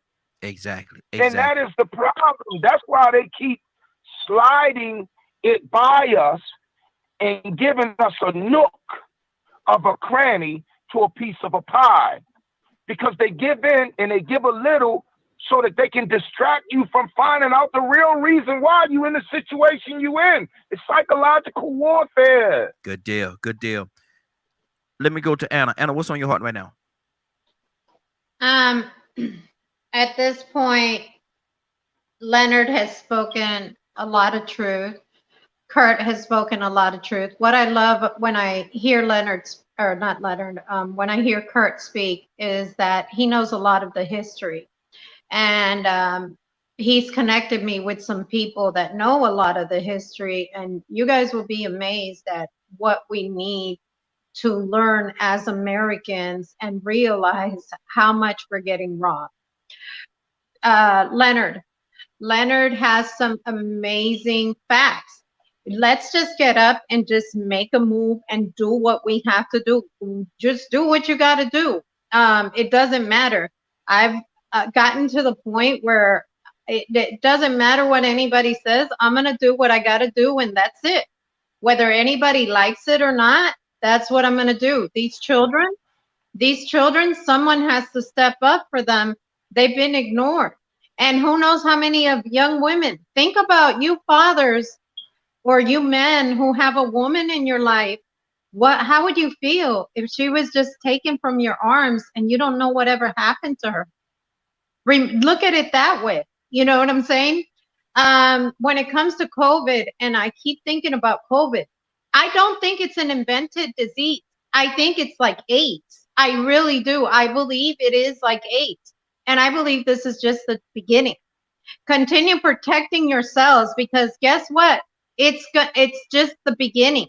People keep dying around me that I keep saying, how? You were healthy. How did this just happen? I mean, and like I said, I just had somebody pass away yesterday, somebody I grew up with. How? And I believe that it was undiagnosed COVID. You know, somewhere along the line, they caught this, you know? So please remember and continue to take care of yourselves. Do not think it's getting better, because I don't trust any administration, and I'm sorry, any administration to tell me it's getting better. I trust myself and I trust my safety, and that's that. And I will continue to do that. Good deal. Let me do this. I'm gonna change it up a little bit.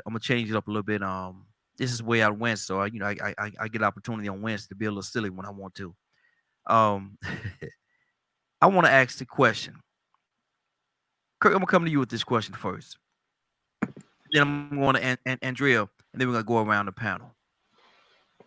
Who is it, Kurt? And don't call their name, man, because they might be listening. Every time you have a family function, bring the nastiest meal, man. Who that just can't cook in the family, man? Do you have somebody?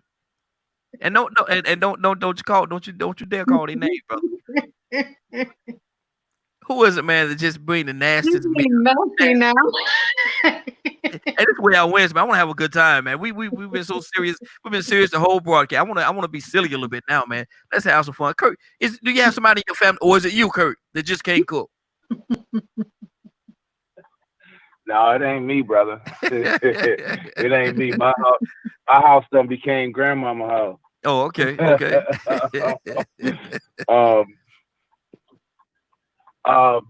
Man, listen, man, I love my family, so I ain't gonna talk no trash about them, but it's always one in the family. Yeah. Most time, it's the auntie that don't get along with nobody. So her potato salad set over there in the corner of the table. Don't nobody touch it though.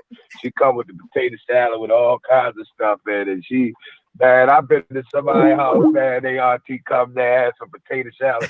That thing had curd. Listen, man, it had carrots, it had celery, it had onions, it had raisins, Good it Lord. had grapes, it had That's a- everything but potato, man. What is going on here, man? Man, that's a fruit salad. That's a fruit salad, brother. That's, Lord, have mercy. that's a fruit salad right there, brother. That's a Oh fruit my salad. God, man! They call it potato salad. Look, the potatoes in it, bro. They almost wasn't even cooked, man. Oh Lord, right here, you done man. Go on, man. Go on with that, man. You gonna get some people in trouble. Hey, I'm just a question to ask. And Andrea, who is it in the family? And please don't please tell me it ain't you, sister. But who in the family that just don't? Oh no, sir. Oh no, sir. Okay, well, who is it? Who is it? I can't say. But I know he's talking about that potato salad. That's why I don't eat potato salad right now. And they just bring it. But what I do is I normally do a screener at a family function. I brought up to the auntie that's been drinking a little bit. I got one of those. And I said, now what you bring? Mm-hmm. And then she tell me she bring.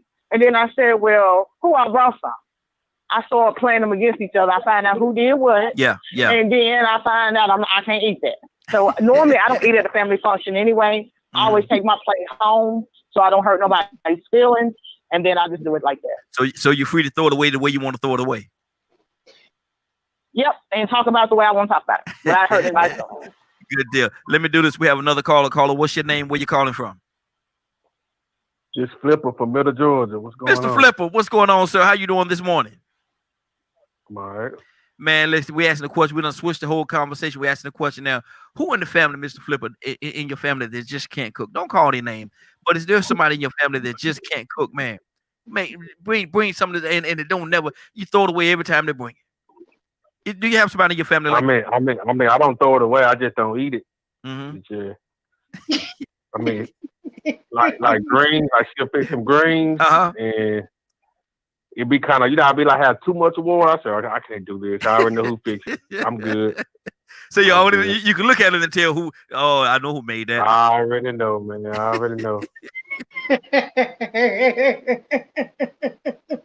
Lord, my Jesus, Frank, come on, man. Who is it? Who is it, Frank? Is it you? Who is it, Frank? You know, the funny thing that happened is we were planning a meal for a family get together. And you know how people would say, okay, well, I'll bring the cornbread and I'll bring the meat and I'll bring the potato salad. And this 13-year-old girl said, well, I'll bring the peach cobbler. I said, no, you cannot live like to be trying to bring. No, you bring the plate and the cup. You will not jack up the peach cobbler and think she's like, no, Uncle Frank, I can. I said, okay, so let me ask you. I'm gonna ask you one question. You answer this one question, and you can bring the peach cobbler. She's like, all right, what's that question? I said, sweetie, where you getting your peaches from? She said, well, I'm gonna get some frozen peaches. Stop, Steve. Nuh-uh. We don't do frozen peaches and peach cobbler. They gotta be fresh. So I want you to start hanging out with somebody, watch them make peach cobbler, and it may be in 10 years you can bring the peach cobbler. But right now, cups and plates. And make sure they Dixie cups and plates. Don't want them flimsy kind. Want the real kind, and they ain't gonna fall over. Anna, who is it, Anna? Who is it, Anna? I know. I see you laughing. Who is it, Anna? Anna, it ain't you, is it? No. I already told you we can have a potluck at the station once this COVID is over. So it ain't me. I can cook. I can throw down. But everybody said that, Anna. Everybody think this. Man, this is so good. When I cook. No, my friend. When I cook, let me tell you, everything is gone. Okay, everything is gone. But I will say that there are family members, and I'm not rude. You guys know this, so I'm nice. So I'm one of those that will sit with my plate for like 30, 45 minutes, and I'll just sit there. And as soon as that person walks away, it's gone to the trash can. Like, it was delicious. I love your food. And it was the most and I'm one of those that I'll just one little bite. And I mean, I'll take a small bite because I want to make sure that it tastes like, because let me tell you guys one thing. My mama could throw down. Okay. So my mom, since I was really little, would tell me, watch me and you'll be able to cook. You know what I'm saying? Yeah. So I would watch her and I do everything just like her. I mean, I'm talking about every time I've had a function at my house, Mhm. everything is gone. I mean, I'm talking about they're asking for seconds and thirds. So trust and believe, I can cook. I was taught at a young age to cook, Mhm. was always, but I'm not going to say just one, there's a few people Oh. in my family that I've had to hold the plate for 30 to 45 minutes, sometimes a little bit longer, because they just sitting there and I'm like, oh man, just leave. And I'm like, this is really delicious. It's really good. And I'm really like ready to throw up because it's the most disgusting thing I've ever had. So I couldn't trust be there. and believe. I couldn't be there. I'd be like, Anna, take another bite. Take another bite. Take another bite. It's good, ain't it? Take another bite. You know who did that to me? My daddy. I'm like, really, daddy? Take another bite. Leonard, what you got, Because brother? he What you got? knows. He looks like he be obvious. I'm usually, you know, it depends. I do a lot of cooking. Mm-hmm. So, you know, in our family, people know what they're going to do. So if somebody up jump and say, I'm gonna do this, that, and well, somebody gonna have to vouch for you. Yeah. Mhm. Because you gonna get, Somebody said they love my mama's cooking. because we will put you on blast. Mhm. So everybody has their thing. Like, you know, we got a person that makes like the best candy yams, or the person that makes the best macaroni and cheese and things like that. And one, I used to always cook Mother's Day, Okay. and that was my gift to people in my family, was to cook for them. Mm-hmm. So I'm not as worried about some people, but you got some people who say, okay, I'm gonna do this, that, and the other, and you can see them come in the house with it, and you get it right back there with you. You put it back in the car. But usually we've been good. We don't have too many bad experiences. Mm-hmm. yeah, Kurt. What's up? What's up, Kurt? Raheem, Yes, sir. check this out, man. Uh Look, oh. I Oh know Lord. I know what time I went to a barbecue, right? Uh-huh. And it was like the second time I had ever been to my homeboy crib or whatever, right? And his wife had decided that day that she was, I'm going to do the grill and right? So I'm watching her, right? And I'm saying to myself, okay, this is going to be hard on the stomach, right? Pepto-Bismol. So I get the plate, right? And she had did some pork chops. She had did some ribs, some pork chops. She did some chicken. So I bit into the chicken. When I bit into the chicken, I could taste the blood coming off the chicken. So already I'm like, look, already I'm like, oh, no, I ain't eating nothing else, right? So they had a dog. So I called myself, I'm going to slide it to the dog because the dog liked me. So the dog come over, he sniffed my leg, you know what I mean? You know what I mean? So I was like, okay, he liked me. So, you know, it's a dog. They eat anything. Man, I put that piece of chicken down there, that dog, man. That dog go, man, he looked at me like, man, I will eat your leg right. Right. He ran all the way to the other side of the yard, man. I finally folded that plate up. I'll crept over to the trash can.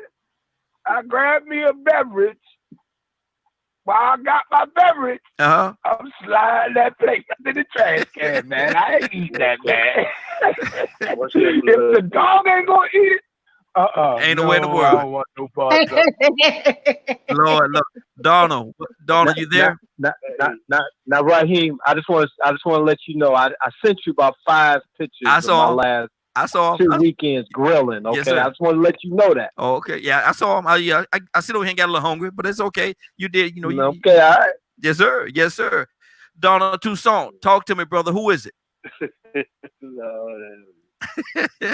Look, we decided to do the potluck at work, and this guy brings a gumbo in. Mm-hmm. And somebody said, I don't eat okra. He said, I don't put okra in my gumbo. Huh? I don't know what. He don't put. Oh, hold on a minute. Okra gotta be. That's one of the ingredients, bro. Huh? You don't put okra. But he didn't have none in there, but it looked like something was in there. Looked like okra. And he said, "I don't put What he made? Gumbo. You can put it in there. It's supposed to go in there if you want it. Yeah. I got it, man. But Gotta have okra. He didn't have none in there, but it looked like it." That's scary, there, bro. That's scary. But Donald, hold on, Donald. Now you dodged my question, brother. Can you cook? Yeah, see, I bet you Tucson can cook. I got to. Oh, okay. Yes, sir. Oh, okay. Yeah, you didn't see that 6-pack I had. Gotcha. Yeah, we saw it, brother. Yeah, we saw it. We definitely But saw you it. know what? Look, Uh-huh. family gatherings, Uncle Donald, where is the greens? Mm-hmm. That's what I do. Mm-hmm. Got you. But my mom made sure that I wouldn't let no woman starve me to death.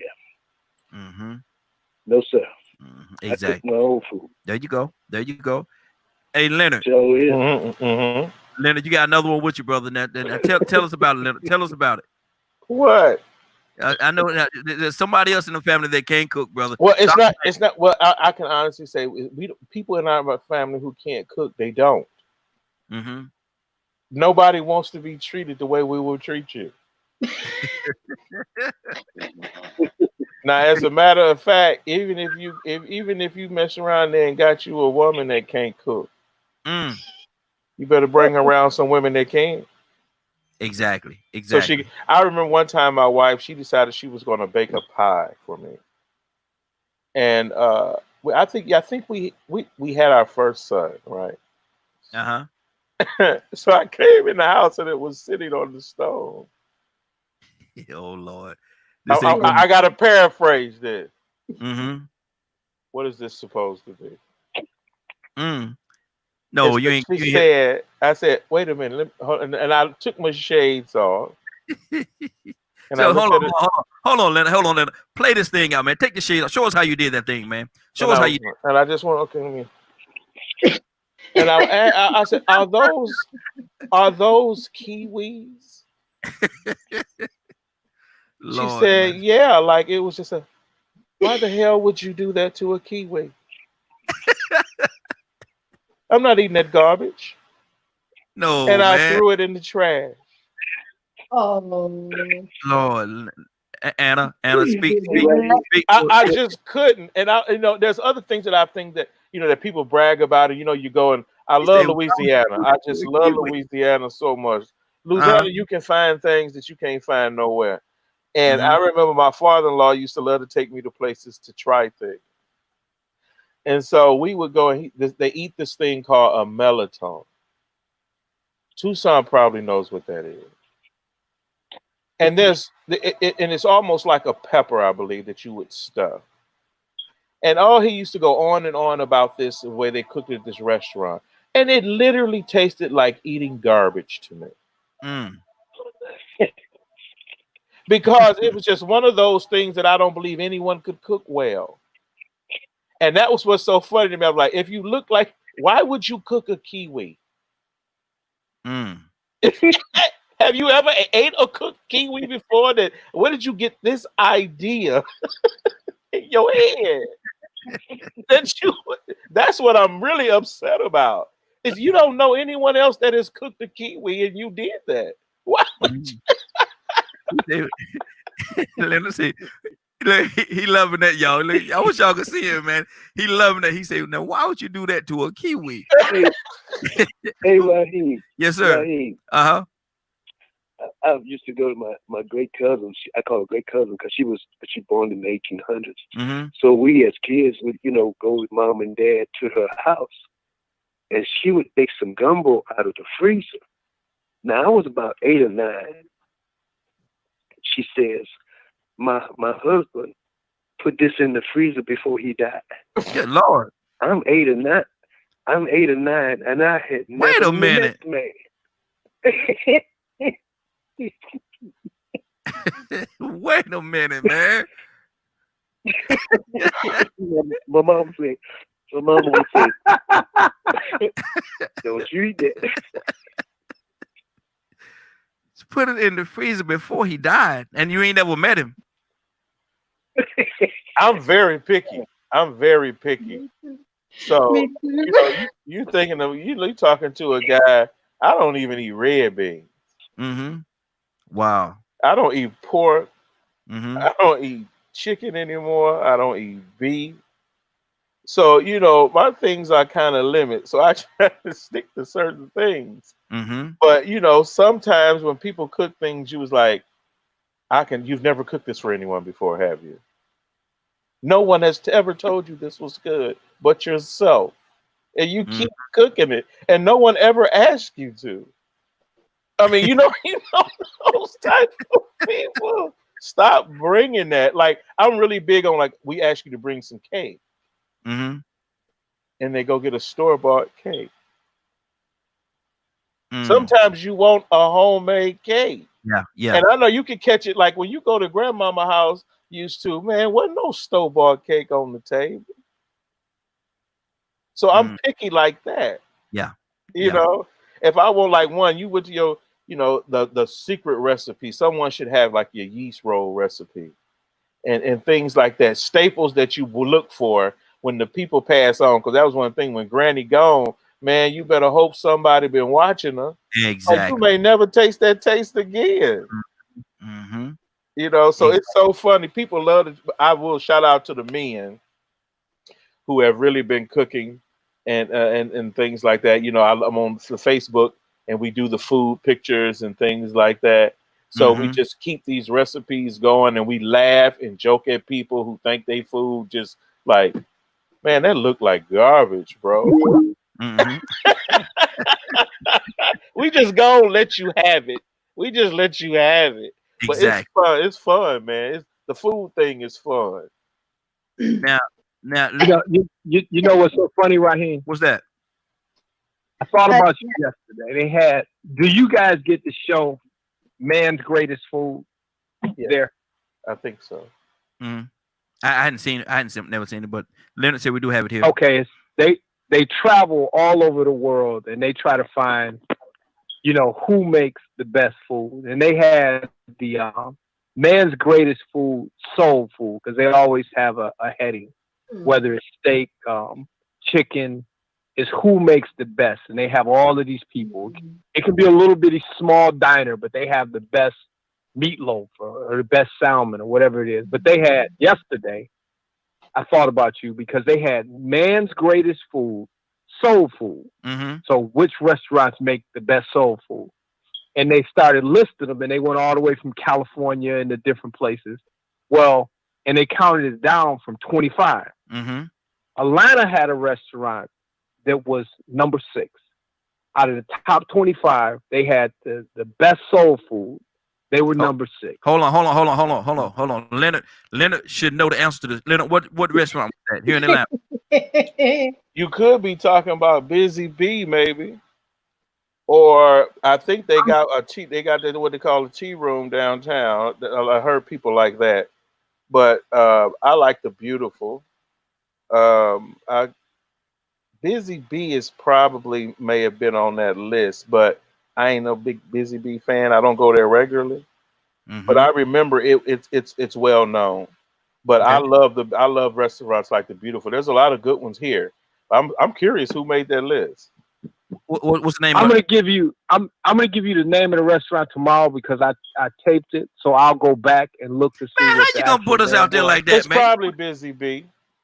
How you gonna do something like that, man? They ain't got the answer. Well, tea room. That's not what I was looking for. Was actually a name. I just wanted to let you know on that same list, on best soul food restaurants in America, Detroit was number 3, buddy.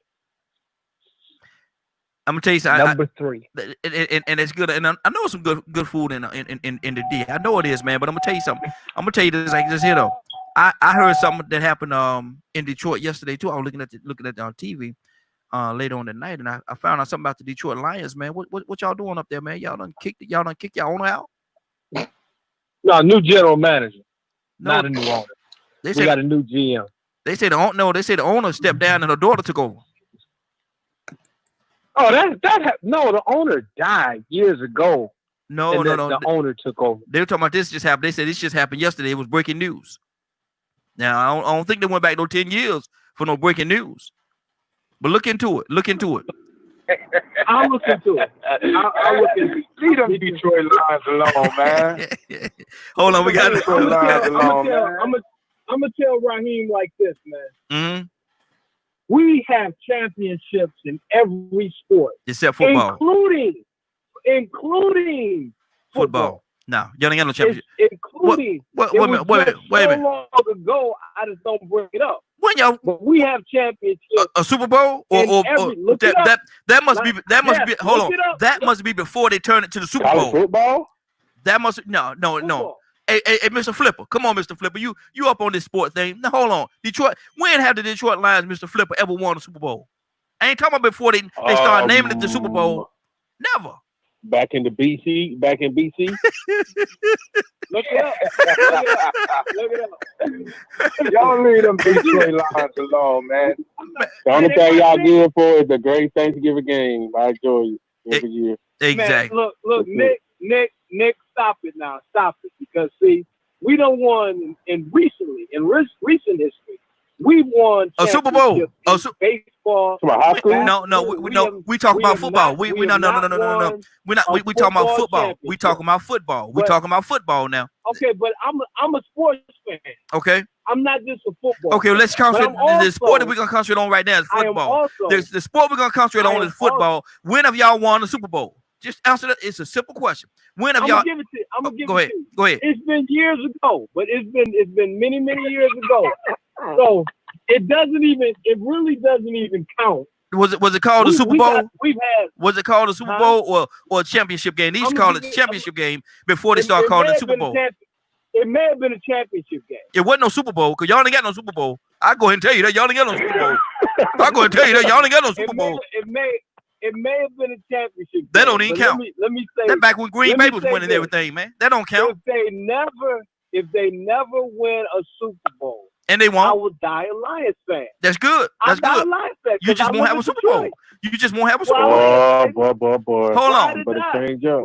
Yeah, he about to switch. He about to switch up now. You hear it coming, don't you, Mr. Flip? You hear it, don't you? He about to change it up. Let me do this. Let me do this. Let me do this. Hold on, Frank. Let me do this. I got another caller. Caller, what's your name? Where you calling from? Go ahead.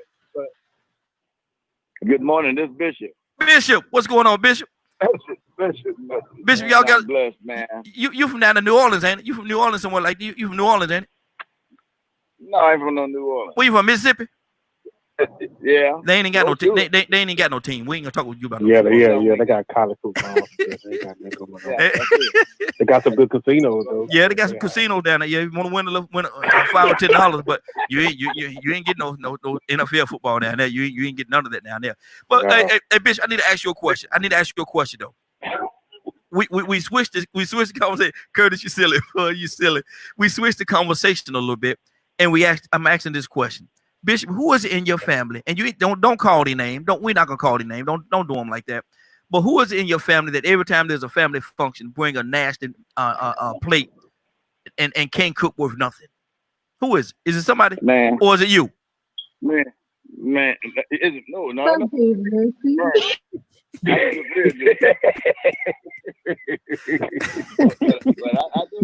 nothing call no name, but I got a cousin. And she brings them junk, and I'm like, well, who gonna eat that?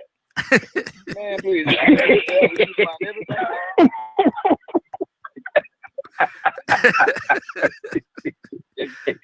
I'm like, I want to know what you're gonna feel. Children don't have a filter. So when my children were small, they was like, ain't that look nasty. Exactly. But Leonard had me cracking up every time about a fried kiwi. What in the world?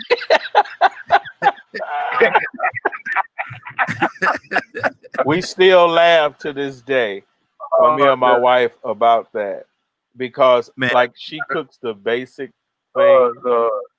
And I mean, that was it was so long ago and it was so funny.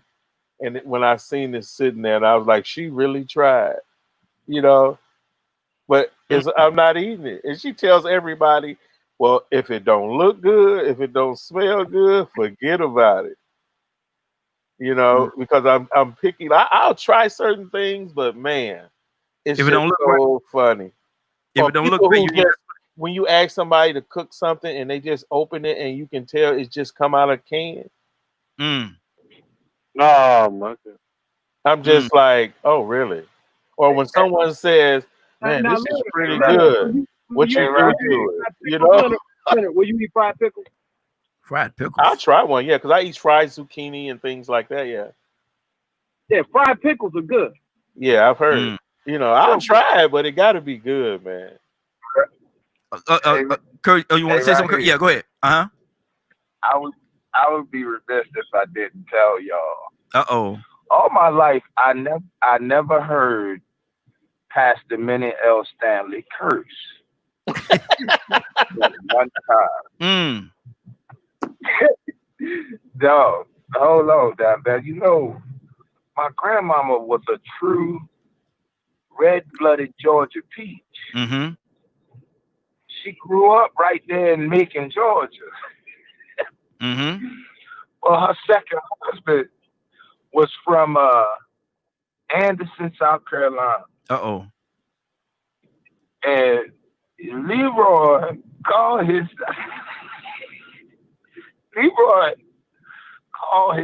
going hunting. So he went hunting and he brought back some possum. Oh Lord. Right? This ain't gonna go Mama good. Mama went to church. Mama went to church. She came in, she was looking forward to some deer meat. She was gonna go it on, you know what I mean? She had a plan mapped out and everything. You could always tell when she had a good service because she had a certain kind of bop when she came through the door, right? So Mama come in, she still got a regalia on and everything. She had a good service. Mama come in, she goes straight to the box. She grabbed the grits. You know what I mean? I'm like, oh, we eating grits at 3 o'clock? Oh, she's ready to get it in, right? Man, Mama started cooking that food. So now it's time to cook the meat. Mama opened up that freezer, dog. And she see that possum laid up in that freezer. You know, when possums die, they die with a smile on their face. I never did it. First time I heard a curse, she say, "What the hell?" Leroy! She go and drag him out the bed, man. She take him in the kitchen. He like, "What, Minnie Lee? What, Minnie Lee?" She said, "Let me tell you something right now. I am from Macon, Georgia. We don't eat rats. We don't eat no damn rat. No, it's nobody in this house. We ain't from Britain. We from Georgia. If you don't get these things out my pants, man, I'm standing there, I was looking. I didn't know at the time that a possum was a member of the rat family. I didn't even know what a possum was, man. Like, I ain't never seen no possum. Lord, she pulled that shit out that freezer right here. When she pulled him out that freezer right here, and I looked on the table, and I saw, man, I had nightmares for about 2 weeks, Mo. That thing was dead, man. He was skinned. He was smiling. I mean, he was skinning and grinning like he was happy to go. Oh, my God. like he was happy. Like this right here. He used to eat my dad said he used to eat possum until he seen him crawl out of a cow tail. Good Lord. Hold on. How was he looking, Leonard? How was he looking? Your teeth be out like that. Leonard. And you see the teeth come around the lip, you know. That's what, you know, y'all people that love to eat meat but don't like to look at the actual animal are strange to me anyway. Exactly. You know, but it's funny because he said that because my grandfather would kill coon and all that type of stuff. and you just guess the way it looked, And that's what made your grandmama and them such a good cook, is it went from where it was, and then when the time is cooked and on the table, you're like, oh my gosh, she did that. I mean, like rabbit. People forgot how we used to eat, like rabbit and things like that. Squirrel and all that. And we not Anna and them cook anything. Puerto Ricans cook anything. Man, they can make anything taste good. Exactly. If you ever had, I don't even eat pork, but I love how they stick true to like old dishes. And pork and stuff is big deals. Rice and beans and stuff like that. The chicken come out the yard. So those types of things, that people still do, or how your grandmother and them tell you their story because I'm 50, so I'll be 50 in March. So my grandmother and them would tell the stories of cooking the chickens. So and how you'd have to kill it and everything. Wring the neck and all that stuff. Yeah, right. It was nothing for the coon to be sitting there or to be. They have to prepare it, or you go fishing and the folks is cleaning fish in the backyard. So I was kind of used to that for a minute. Now look here, I don't want to hear nobody talking about no roadkill. Now there's the Jed Clampett. They talking about the roadkill. Nobody bit that one. Nobody eating that but you and the other people from Carolina. Oh Lord. That's an abomination in most places. Exactly. Can't do it. Would not do it. Yes, sir. Man, I'm gonna tell you, who talked about that roadkill? Right here, I did. They're talking about me. I ain't need no roadkill, man. Is it fresh? I used to go hunt. And I'm out there in them woods, man, all day, get up early in the morning. And I said, man, I ain't got no deer. And next round I was coming back and somebody hit a deer. Oh, Lord. I said, let me get this deer. That way my labor won't be in vain. Man, I know good and well you ain't got no dead deer outside the road, man. Hey, man, it was so funny. I was in a rental car. I threw it in the trunk.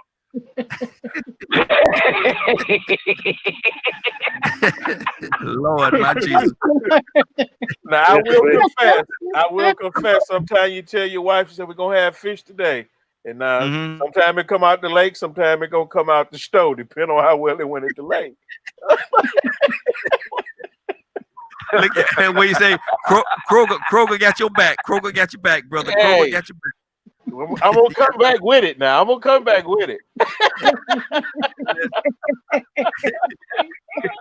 Lord, see, and I tell y'all, we're gonna flip this conversation. It done flip, boy. Look at everybody having a good time. It's time for us to go, though. It's time to go. Anna, what's on your heart, Anna? Talk to me. Oh my gosh, Leonard said something that I've seen my grandmas do that, and I still see uncles do that whenever I go to the Island of Enchantment. They'll make a meal, they'll kill it right there in front of you, and then they'll cook it. It's the best, whatever it is, they'll make the best of whatever. But changing the subject, at 12 o'clock today, I will be interviewing Andrea Braxton, who has some more information on little Amaya Braxton. I don't know if she's still on the phone, but please tune in because it's very important that this little baby has not gotten justice. And if you can help in any way, we would greatly appreciate that to help this baby get the justice that she needs. So that's about all that's on my mind right now. Good deal. Leonard, what's going on at 3 o'clock today?